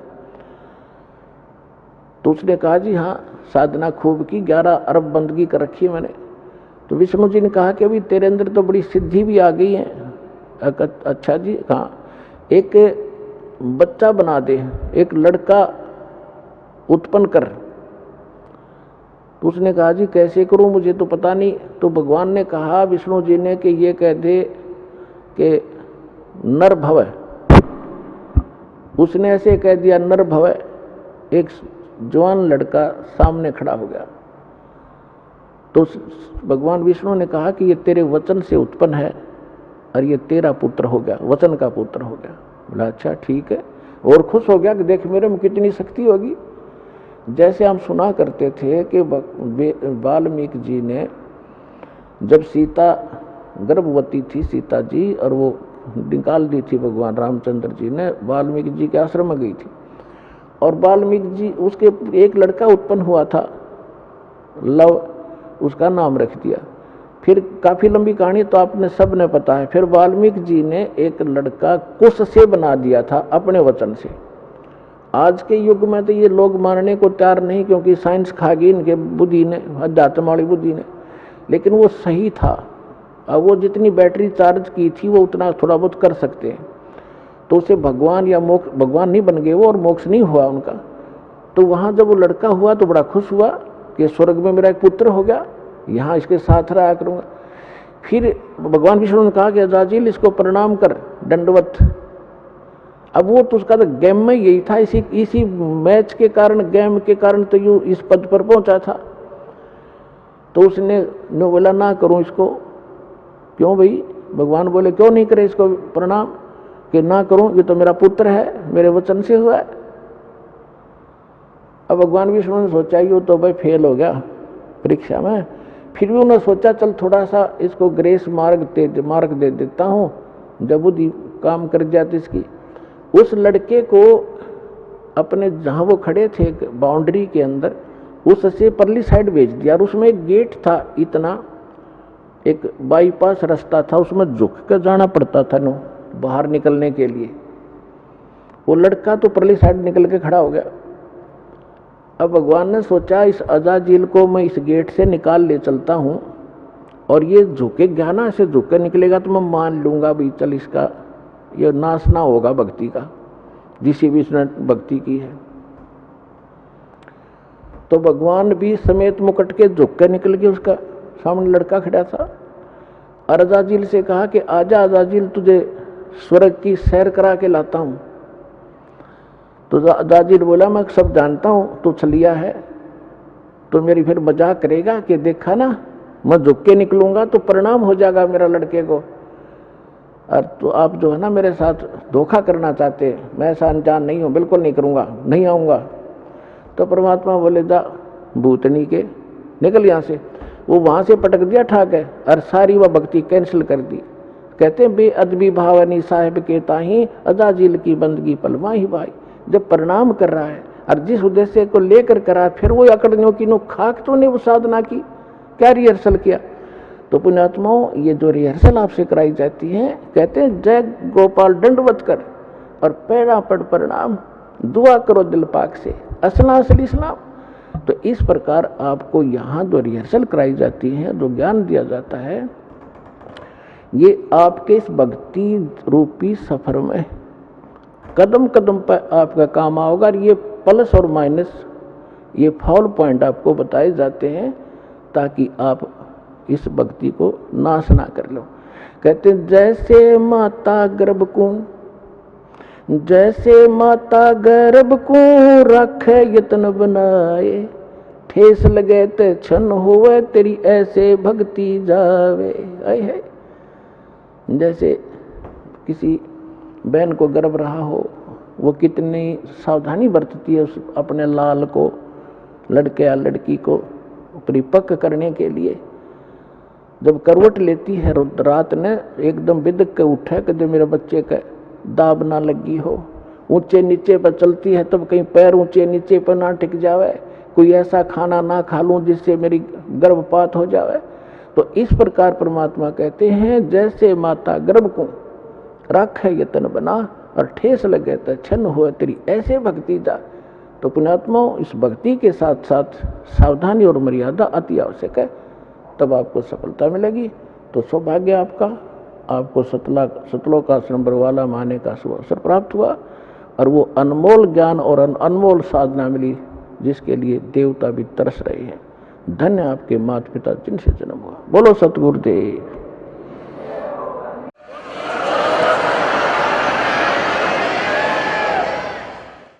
आइए अब हम उन श्रद्धालुओं के अनुभव जानते हैं जो जगत गुरु तत्वदर्शी संत रामपाल जी महाराज जी से दीक्षा प्राप्त कर चुके हैं तथा उनके द्वारा बताए गए भक्ति मार्ग पर चल रहे हैं। सर क्या नाम है आपका? अरविंद है जी। सर कहाँ से आए आप? जिला करनाल, गांव गड़ी बीबल के पास लपकरी गांव पड़ता है, वहाँ से आए जी। सर संत रामपाल जी महाराज से नाम दीक्षा लेने से पहले आप क्या भक्ति साधना करते थे? भक्ति साधना को तो मैं पता नहीं था जी, बाकी देखा देखी भक्ति करते थे। मैं आर्य समाज में एक प्रोग्राम करता था, ढोलक बाजे बजाने का काम करते थे हम। वहाँ पे आर्य समाज में स्वामी दयानंद का प्रचार करते थे और पैसे बनाते थे। और जैसे भी मान लो भक्ति का तो मैं पता ही नहीं था भक्ति क्या होती है। हमें तो पैसे कमाने का मतलब था भी देवी देवते हैं, आर्य समाज में बताते हैं पत्थर की पूजा नहीं करनी है। तो हम पत्थरों की पूजा करते नहीं थे, परिवार वाले करते थे, मैं कोई दिक्कत नहीं थी। तो ऐसे ही मैं घूमता घूमता एक फेरी जींद जिले में पहुंच गया जी। तो वहाँ पे संत रामपाल जी महाराज पाठ कर रहे थे जी। तो उन्होंने मेरे को पाठ करने के बाद वो बाहर घूमने के लिए आए हुए थे। उन्होंने बोला भी भगत जी आप ये क्या कर रहे हो? मैं बोला जी आर्य समाज का प्रोग्राम करने के लिए आए थे हम, इधर हमारे तरफ एक गुरु है, उस गुरु का कुछ ग्रही गुरु करने के लिए आए हुए हैं। कहने ये छोड़ दो, कुछ नहीं है, ये परमात्मा की भक्ति करो। तो मैं जाति से जोगी हूँ जी, और हम मंदिरों में पूजा पाठ करते हैं, और बाकी मेरा परिवार तो अब भी करता है। और जो है मैं थोड़ा आर्य समाज से जुड़ा हुआ था, तो मैं थोड़ा मूर्ति पूजा पर कम विश्वास करता था। तो जी वो कहने लगे भी भक्ति करो करो परमात्मा की, ऐसा कुछ नहीं करना चाहिए। मैं कहना भी आप किसने गुरु बना दिया आपको? मैंने उनको एक दो अपशब्द बोला परमात्मा को, बंदीश्वर सतगुरु रामपाल जी महाराज को मैंने बहुत ही गलत बोला। मैंने उनको कहा भी आप किसने भगवान बना दिया आपको? किसने गुरु बनाया आपको?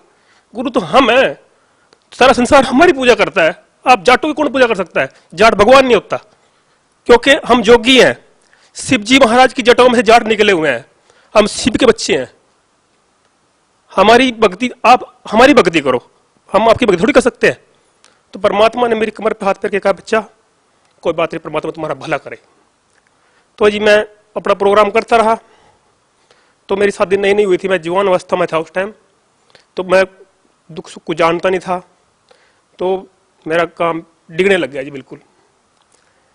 जो प्रोग्राम करता था वो प्रोग्राम भी फैल, मैं सिलाई काम करता वो भी फैल। तो मैंने फिर जोड़ी पा के मांगना शुरू कर दिया जी। मैं गाँव गाँव मांगने के लिए गया, मैं जोगी जाति से हूँ। गाँव वाले मुझे में कहते सर 8 कट्टा तेरा सिर है, करके खा। मैं सब सुनता। एक तांत्रिक मिल गया जी मेरे को, करनाल इधर यमुनानगर जिले में पड़ता है। तो उस तांत्रिक ने मेरे को उस तांत्रिक विद्या सिखाई, तो मैं उस विद्या को करने लग गया जी। चौंकियाँ चांकियाँ लगाने लग गया, पूछे पाछे देने लग गया। तो उससे कुछ मेरा रोजगार रोटी पानी मिलने लगी मेरे को। तो मेरे घर में बीमारियों का घर बढ़ना शुरू हो गया। तो मैं सोच रहा भी इनका इलाज हो रहा है, मेरा इलाज होने रहा। तो जी किसी ने कहा भी गोरखनाथ की भक्ति कर, तुम जोगी हो, गोरखनाथ तुम्हारा गुरु है, उसकी भक्ति करो। मैंने कहा भी गोरखनाथ में कुछ नहीं होता, मैं तो आर्य समाज से पहले जुड़ा हुआ हूँ, और ओम की भक्ति सबसे बड़ी भक्ति होती है। ओम की साधना करनी चाहिए, परमात्मा निराकार है, क्योंकि उसमें निराकार का ही रट्टा लगाते हैं वो लोग और कुछ नहीं लगाते। वहां स्टेजों पे जाते हैं आर्य समाजी और वो कोई भक्ति नहीं करते, सिर्फ संस्कृत बोलते हैं बढ़िया, और देशभक्तों का नाम लेते हैं, शहीदों का नाम लेते हैं, और जनता है उनको भड़काते हैं और कुछ नहीं करते हो। मैंने उस प्रोग्राम में 10 साल काम किया, मेरे को पता है उसके बारे में। मेरे गांव से नरसिंह पंडित दास जी हैं, वो मेरे इस काम में गुरु रह चुके हैं। और जी आसपास जो प्रोग्राम करता था उसमें सिर्फ जनता भड़काने का काम था और कुछ नहीं था। अभी हम हिंदू हैं और हिंदू ही सबसे सिस्टम है, भारत देश हिंदुओं का है। मुसलमानों को कट्टर मानते थे भी, मुसलमान को मार दो, ये कुछ नहीं है, ऐसी बातें मेरे को सिखाते थे, वो भड़काने वाली बातें सिखाते थे। तो जी मैं थोड़ा फिर उस चीज़ को बदलने लग गया। बदलने पे तो जी मेरे घर में बीमारी का दौर शुरू हो गया। बीमारी का दौर शुरू होने पे तो जी मैं 2006 में परमात्मा का दोबारा से इन आर्य समाजियों ने बहुत बुरा षड्यंत्र कार्य, उन्होंने कहा आज तो मेरे को पता है परमात्मा क्या है, वो आज उसके बारे में मेरे को मालूम है क्या चीज़ है वो। उन्होंने ऐसे आरोप लगाया कि परमात्मा को दोबारा जेल में डाल दिया जी। संत रामपाल जी महाराज को उन्होंने जेल में डाल दिया। और उस टाइम इस कुत्ते ने फिर भी उनके लिए बहुत अपशब्द कहे, पेपरों में पढ़ के भी ये तो डोंगी है। मैंने पता मेरे को मिलता था, गांव में जोड़ी पाग फिरता था, मैंने जो नहीं बोलना वो उनको बोला। वो जो शब्द यहाँ बोल भी नहीं सकता जो मैंने उनके लिए शब्द बोल रहे हैं। तो जी ऐसे ही फिरते फिरते तो 2000 के बाद मेरे घर में उसके 2010 के बाद मेरे घर में बीमारी को इतना दौर शुरू हो गया कि मैं कंगाल हो गया बिल्कुल। घर में खाने के लिए रहा नहीं, घर में डंगर नहीं रहा, मकान नहीं रहा और बुरी हालत होगी। तो एक दिन ऐसा हुआ, 2012 की बात है ये, मैं टीवी प्रोग्राम देख रहा था तो संत रामपाल जी महाराज का सत्संग आया था। तो मैं तब भी परमात्मा के बारे में गलत बोला कि ये संत रामपाल जो है ये तो डोंगी है, ये टीवी पे कैसे आने लग गया। तो जी 6 महीने तक मैं उसको प्रोग्राम देखता रहा, परमात्मा शास्त्र दिखाते रहे, मैं कुछ पढ़ा लिखा कुछ कम हूं। फिर भी मैं शास्त्रों को समझता रहा भी हाँ ये शास्त्र तुमने पढ़े हुए हैं। एक सत्यार्थ प्रसाद किताब है, उसको मैं थोड़ा बहुत पढ़ा हुआ है। उसमें जो लिखा निराकार परमात्मा निराकार है, और परमात्मा तो साकार और सह शरीर बता रहे हैं इसमें। और हमारे जो वेदों में परमात्मा साकार और सह शरीर बता रहे हैं। तो मैंने थोड़ा विश्वास ये नहीं जमा कि परमात्मा कबीर को बता रहे हैं। भी कबीर तो चाणक था, जुलाहा था, वो परमात्मा कहाँ से हुआ? वो जो परमात्मा होता तो वो खुद गरीब था इतना। परमात्मा तो जो है श्री रामचंद्र जी हैं, विष्णु जी हैं, परमात्मा तो शिव जी परमात्मा है। तो जी फिर भी मेरा विश्वास नहीं बना। तो मेरे गांव के पास ही, गांव में जहाँ मैं सिलाई करता हूँ, वहाँ पे एक भगत ने नाम ले रखा है, संत रामपाल जी महाराज का नाम लिया हुआ है। तो वो मेरे पास कपड़े सिलवाने के लिए आया। तो मैं उसको बोलने लगा, भाई मैं बहुत परेशान हूँ और बहुत दिक्कत आ रही मेरे को, और घर में बीमारियाँ बहुत ज़्यादा बढ़ रही। वो कहने भी एक संत रामपाल जी महाराज है और मेरे को शुगर का रोग था और मेरे को आराम है इससे, और मैंने नाम लिया 2009 में और आज मैं ठीक हूँ। मैं कह रहा कि पागलों के चक्कर पड़ गए तुम, देवी देवता हमने पूछ लिया, देवी देवता ने छोड़ कहीं दोगे, जो परमात्मा है वो तो तुम छोड़ रखे, इन संतों के चक्करों क्यों पड़ रहे तुम? मैं राधा स्वामी के वहाँ गया था, वहाँ से इतना बुरा हाल देखा कि मैंने पता ही, मेरे को पता है, मैंने पहले गुरु से नाम भी लिया हुआ था, एक सीताराम बलाडे वाला जी, उससे भी नाम लिया मैंने। वो कुछ नहीं है गुरु और कुछ नहीं होता, वहाँ पर बहुत बद फैले होते हो, मेरे को पता है। तो जी मैं हरिद्वार भी गया, एक आश्रम है जी वहाँ भागीरथ आश्रम, उसने मेरे को ठग विद्या की चीज़ दे दी एक, आप एक काम करो पर्चियाँ काटो, आधे पैसे आपके आधे पैसे मारे। तो मैंने गाँव गुआंढ को लूटना शुरू कर दिया जी। 500 बन के 250 मेरे, मगर तो बहुत सरता बढ़िया काम है, 250 को दे दिए। मैंने 3-3 हज़ार रुपये 5-5 हज़ार रुपये काम किया जी, पर लेकिन घर में रोटी फिर भी दिक्कत। तो जी वो दोबारा फिर बंदा मेरे पास कपड़े लेने के लिए आया, कहे भाई तेरे समझ में आई बात? मैं कहने यार, कहे तो मेरे पास एक चिप ले जा और तू सुने कर। मैं चिप का क्या जरूरत है, मैं सत्संग रोज देखू ही नहीं मगर इसका। कहने फिर भी तो जी ऐसा हुआ, उन्होंने कहा भी संत रामपाल जी महाराज का आप चिप ले जाओ, एक मेमोरी कार्ड है उसमें सत्संग सुनो। मैं कहते भी उसका सत्संग मैं रोज देखता हूँ, दूसरे तीसरे दिन उनको आप सत्संग जरूर देखते हो पर लेकिन उसको गहन सा नहीं समझते। मैं वो गहनता क्या चीज हो भाई? कह भी थोड़ा समझो ध्यान से। तो जी मैंने समझा, तो परमात्मा की एक बात मेरे को पकड़ गई। परमात्मा ने कहा भी जिस भक्ति करने से इंसान के पाप नहीं कटते, दुख नहीं कटते, भक्ति करनी नहीं चाहिए। तो दास का दिमाग घूम गया, भी इतनी भक्तियां करी तूने, अरे ये क्या कह रहा? तो ये आज तो बच्चों का भी इस प्रोग्राम देखो, देखा करो, ये चीज अच्छी है देखने की।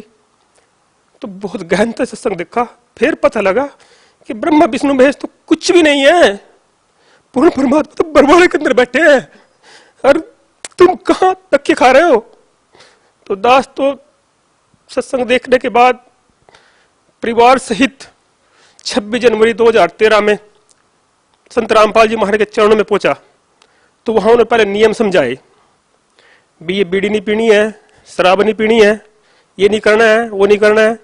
मैं कहना भी मेरे को तो चलेगा नहीं काम ये, मैं बीड़ी भी पीता था, शराब भी पीता था, और फिर जैसे हम कहीं इलाज करवाते थे उससे कहते थे तू मुर्गा लेगा, ये मित्र मीट लेगा, ये वो तो हमारा काम बेकार होने लग रहा था। तो जी मैं जवाब दे, मैं नाम नहीं लूंगा। तो जी वहां पे एक भगत मिल गया मेरे को, एक गांव है इधर जी 16 गांव है, 16 गांव, वहां का भगत मिल गया। उनने मेरे को ऐसा समझाया कि मैं दंग रह गया जी। तो मैं परमात्मा का उन नाम फार्म भरवाया, फार्म भरवाने के बाद मैं नहाने के लिए चले गया। वो कहने लगे भाई तू किधर गया था, तेरी आवाज लग रही थी नाम दीक्षा लेने के लिए। मैं भी नहाने के लिए गया था। कहने यहाँ नहाने की जरूरत नहीं है, या तो आत्मा साफ चाहिए, शरीर साफ की जरूरत नहीं है। मैंने बड़ा सोचा भी आदमी मान लो घर में जोतबत्ती करता भी नहाना पड़ता है, और ये करे परमात्मा का नाम आपको ऐसे मिल जाएगा, कमाल है। तो जी परमात्मा इस टाइम मैंने नाम लिया और परमात्मा ने मेरे को मंत्र दिए। मंत्र देते हुए जी मेरे को परमात्मा वहां खड़े हुए नजर आ रहे थे। मेरे को जब परमात्मा ने प्रथम मंत्र मेरे को दिया ना, तो मालिक मेरे को कह रहे थे उस टाइम, वहां पब्लिक बैठी थी, भगत बैठे थे, आना पड़ा बेटे यहीं पे ही। बंदी छोड़ सतगुरु रामपाल जी कह रहे थे बच्चे आना पड़े यहीं पे ही, तेरे लिए तो मैंने पता नहीं क्या क्या नहीं किया, तेरे लिए मैंने कितने कष्ट नहीं सहे, बहुत मुश्किल से पकड़ा गया बेटे, तू ऐसे नहीं आया, तू बहुत घमंडी बच्चा है। सर जैसा कि आपने बताया कि 1996 में संत रामपाल जी महाराज से आपकी मुलाकात हुई, उस समय आपने संत रामपाल जी महाराज को संत मानने से इनकार कर दिया। वही इसका दूसरा पहलू ये है कि 2013 में जब आप संत रामपाल जी महाराज से मिले तब आपने उनको भगवान की दृष्टि से देखा। सर ये अंतर कैसे पैदा हुआ? जिस टाइम मैं आश्रम के अंदर बढ़ाई 25 जनवरी थी, तो मैं आश्रम के अंदर इस टाइम गया तो मेरे को ऐसा महसूस हुआ कि जैसे मैं कहीं स्वर्ग लोक में पहुंच गया हूँ। मेरी आत्मा को बहुत संतुष्टि मिली। वहाँ सब भगत जी करके बोल रहे। मैं बड़े बड़े जगह गया, वहाँ उधर राधा स्वामी के डेरे में भी गया, वहाँ पे भी पैसे देने पड़ते हैं रोटी खाने के लिए। वहाँ फ्री से खाना, फ्री में बैठना, फ्री में पानी दानी, लैट्रिन, बाथरूम, इतनी साफ सफाई मैंने कभी जिंदगी में कहीं भी नहीं देखी। करोड़पति के यहाँ भी नहीं देखी मैंने इतनी साफ सफाई। उस मालिक की मैं सोचा भी यहाँ तो परमात्मा स्वर्ग दे रखे यहाँ तो, क्योंकि स्वर्ग तक का मैं ज्ञान था भी स्वर्ग भी कोई चीज है।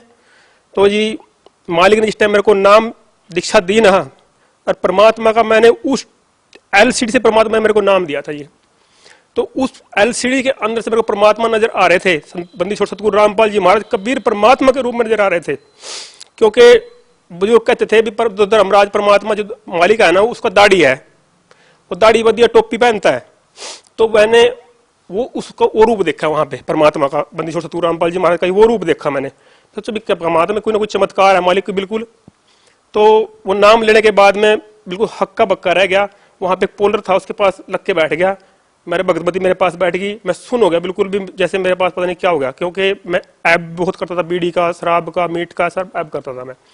ये कैसे छूटेंगे, परिवार में जाकर कैसे मुंह दिखाएगा, तेरा तो धर्म ही बदल गया, तेरे भक्ति नहीं करनी, तेरे को तो देवी देवता नहीं पूजने, खेड़ा नहीं पूजना। क्योंकि हम तो खुद इस जाति से हैं कि हम तो पूजा मीन सा लेते हैं, खेड़े की पूजा के पाठ का भी हम सामान लेते हैं, मंदिरों का भी लेते हैं, वो कैसे लेंगे।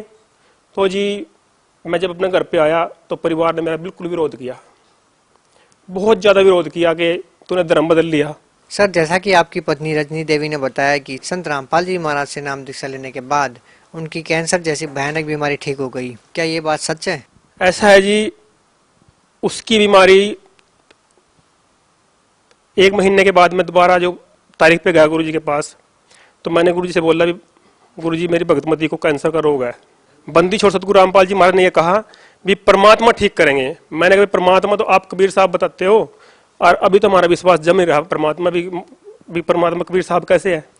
कहने में आप थोड़ा सत्संग सुनो, सत्संग सुनने से आपको विश्वास होगा। तो ये मंत्र जाप मैं डेली वेज अपने जैसे गुरुजी ने बोला था वैसे मंत्र जाप करता रहा। मंत्र जाप करने से मैंने एक दिन भी नियम खंड करने की कोशिश नहीं की, क्योंकि मेरे को ठोकर लगी हुई थी, आर्थिक दशा बहुत खराब हो चुकी थी। तो परमात्मा ने आहिस्ता आहिस्ता मेरी आर्थिक दशा ठीक करनी शुरू कर दी। तो जी मैं बच्चों का तरह भी, बच्चों भक्ति करो, परमात्मा कहते हैं भी ठीक हो जाएगी। और जो हमारी भक्तमती है पत्नी हमारी, वो गुरु से प्रार्थना करती रहती थी भी मैं परमात्मा मेरे को कैंसर है, मेरे को ये रोग है, मैं ठीक नहीं हो रही, मेरी आर्थिक दशा ये है। तो परमात्मा ने 2 महीने के अंदर उस कैंसर के रोग का ये नहीं पता लग रहा गया कहाँ हो। देखो मेरा तो परमात्मा के ऊपर विश्वास उस दिन से बन गया था भी जिस रोग के लिए मैं दर दर भटक रहा था, डॉक्टरों ने भी जवाब दे दिया था भी ये रोग ठीक नहीं होता, आप इसका इलाज जहाँ मर्जी कराओ, अपनी सेवा कर लो, और वो ठीक हो गया। मेरा तो विश्वास बन गया, भक्तमती का विश्वास नहीं बना। वो उसको पता है उसका विश्वास क्यों नहीं बन रहा था, उस परमात्मा को पता है। उस बंदी छोड़ के दया से वो रोग बिल्कुल ठीक हो चुका है। उसकी रिपोर्टें हमारे पास है, हमारे पास वो लानी याद नहीं रही हमारे, हम रिपोर्टें दे देंगे, दिखा देंगे। और मेरा गाँव गढ़ी बिरबल, जिला करनाल, तहसील इंद्री, जाति से जोगी हूँ मैं, राम सिंह मेरे पिताजी का नाम है। कोई भी आके पता कर सकता है, गढ़ी बिरबल अड्डे पे मेरी दुकान है, कोई भी आके संपर्क कर सकता है। मेरे गांव में किसी से पूछ सकता है भी मेरी क्या हालत थी और आज बंदी छोड़ सतगुरु रामपाल जी महाराज मेरी आज हालत क्या कर रखी है। आज मेरे पास परमात्मा की दया से इतनी दशा अच्छी है मेरे घर में हर चीज की मौज है। सर आप आर्य समाज के लोगों के साथ रहे हैं, उनके प्रोग्राम भी आपने अटेंड किए हैं। संत रामपाल जी महाराज और आर्य समाज के बीच में क्या विवाद है, सर क्या कहना चाहेंगे? ऐसा है जी, उस झगड़े की वजह सत्यार्थ प्रकाश की किताब है जी, सत्यार्थ प्रकाश की किताब है, उसमें मैंने पढ़ा है खुद। उसमें ऐसी सी बातें लिखी हैं कि जो मैं इस पर बता भी नहीं सकता। आज ऐसी बात है, एक लड़की की आंखें भूरी हैं, मेरी लड़की की आंखें भूरी हो जा, उसमें लिखे भी जिस लड़की की आंखें भूरी है उसके शादी ना कराओ, तो मैं लड़की कहाँ भेजूंगा। संत रामपाल जी महाराज ने उसका विरोध किया भी इसको खत्म कर दो, ये ठीक नहीं है। उसमें लिखा भी किसी का पति बाहर ले देश जा रहा, वो ऐसी सी बातें कि मैं बता भी नहीं सकता। उनने बोला भी सूरज के ऊपर भी दुनिया बसती है, सूरज के ऊपर दुनिया कहाँ, सूरज के ऊपर तो कोई पहुंच भी नहीं सकता। लेकिन सर मीडिया में ये प्रसारित किया गया कि संत रामपाल जी महाराज ने महर्षि दयानंद के ऊपर आपत्तिजनक टिप्पणियां की, लेकिन वो आपत्तिजनक टिप्पणियां आज तक लोगों को नहीं बताई गई। सर, हम अपने चैनल के माध्यम से लोगों तक ये सच्चाई पहुंचाना चाहते हैं कि आखिर वो टिप्पणियां क्या थी जो संत रामपाल जी महाराज ने महर्षि दयानंद के ऊपर की। कोई टिप्पणी नहीं की उसने, कोई उसको बुरा नहीं बोल रहा है। वो उन्होंने कहा भी ये किताब है, इसको बंद कर दो। पहले समाज था हमारा पढ़ा लिखा हुआ नहीं था, आज समाज पढ़ा लिखा है, उसको पढ़ेगा तो बच्चों के ऊपर गलत असर पड़ेगा। इस वजह से उन्होंने कभी किताब बंद कर दो और कुछ नहीं कहा।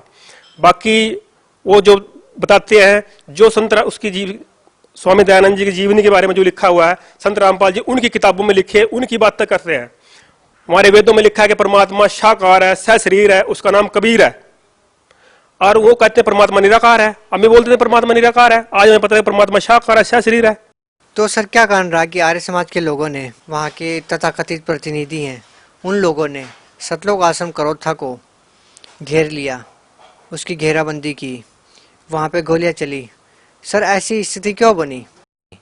ऐसी स्थिति इसलिए बनी कि वो जो किताब थी उसकी कमाई साल में बहुत ज्यादा है जी। उसको बेच के अपनी रोजी रोटी चलते थे वो लोग, उस किताब को बेच के अपनी रोजी रोटी चलाते थे। और गुरुकुल के जो गुरुकुल खुले उन किताब, उस गुरुकुल में किताबों को भेंट करते थे। हमारे जो नौजवान पीढ़ी है उस पढ़ेंगे तो उसके लिए असर क्या पड़ेगा। तो उस किताब की कमाई को लेके वो लोग विचलित हो गए, भी ये तो उसका खुलासा कर रहा है, हमारी कमाई खत्म होगी, हम कमाएंगे कैसे, क्योंकि अब लोग पढ़ी लिखी पीढ़ी हो चुकी है, तो वो उसको पढ़ेंगे। तो इसलिए वो लोग पहले पढ़ते थे नहीं, किताब ली रख ली। मैंने भी अपने घर में किताब लेकर रखी है, कभी भी नहीं पढ़ी। 100 किताब लेने का सब लेकर रख लेते हैं। तो वो अब पढ़ेंगे तो संत रामपाल जी महाराज समझा रहे हैं भी इसमें ये लिखा है, इस अध्याय में ये लिखा है, इस अध्याय में लिखा है, तो लोग पढ़ेंगे तो उसको छोड़ देंगे। तो छोड़ने पे इसलिए उन्होंने उस विवाद करना शुरू कर दिया।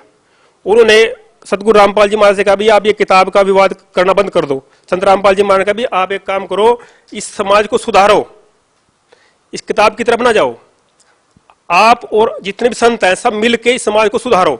आज जमाने के अंदर भाई बहन को विश्वास नहीं करता, बेटी बाप पे विश्वास नहीं करती, इतना बुरा जमाना आ चुका है कि ये समाज बिगड़ चुका है बहुत ज्यादा।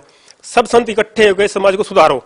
वो सुधारने की बजाय, उनकी कमाई ना होने की बजाय परमात्मा पे संत रामपाल जी महाराज ने अटैक कर दिया। अटैक करने से उन्हें खुद उस लड़के को मारा और आज संत रामपाल जी महाराज के उसके आरोप लगा रखा है। और परमात्मा ने वो सब टेस्ट दे दिए जो उनकी बंदूकों से कहते थे गोली चली, उन गोलियों के भी सब मधुबन के टेस्ट होकर चले गए। आज तक कोई भी इस चीज का साबित नहीं कर सका भी वो गोली उस बंदूकों से चली है। और फिर भी ये अंधी सरकार है, उस बात का विश्वास नहीं करती, क्योंकि सरकार भी इन लोगों से मिली जुली है। सर, भगत समाज को क्या संदेश देना चाहेंगे? भगत समाज को मैं ये संदेश देना चाहता हूं कि लोगों की बताई बातों पर सुनो। संत रामपाल जी महाराज जो साधना चैनल पर ज्ञान दे रहे हैं, आप उसको सुनो। आपके पास टाइम नहीं है सुनने का, उसके पास उसके नीचे लाइन आती है, वो किताब ज्ञान का किताब है, भक्ति का सौदागर किताब वो मंगाओ, ज्ञान का किताब मंगाओ, गहरी नजर गीता मंगाओ, उसमें पढ़ो, हमारे शास्त्र क्या कह रहे हैं वो समझो। सर, जो लोग संत रामपाल जी महाराज से जुड़ना चाहते हैं, उनसे नाम दीक्षा लेना चाहते हैं, वो संत रामपाल जी महाराज से नाम दीक्षा कैसे ले सकते हैं? क्योंकि संत रामपाल जी महाराज तो अभी जेल में है।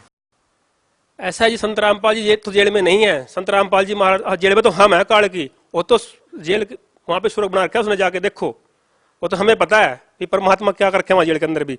ऐसा है जी, साधना चैनल पे नीचे पट्टी है, उसमें सबका नंबर लिखा आता है, और नंबर पे आप फोन करो। सुबह भी आता है सत्संग हरियाणा न्यूज पे 6 से 7 बजे, और शाम को 8:45 से 9:30 बजे तक आता है। वो प्रोग्राम देखो और वहां से किताब मंगाओ तो और ये ज्ञान समझो। और वो जो नंबर है उस नंबर पे फोन करो, जहां जहां अपने आप बता देंगे आपको नाम कहाँ मिलेगा और कैसे मिलेगा। आप वहां जाकर नाम लो और अपना उद्धार कराओ। सर, बहुत बहुत धन्यवाद। सच साहिब जी।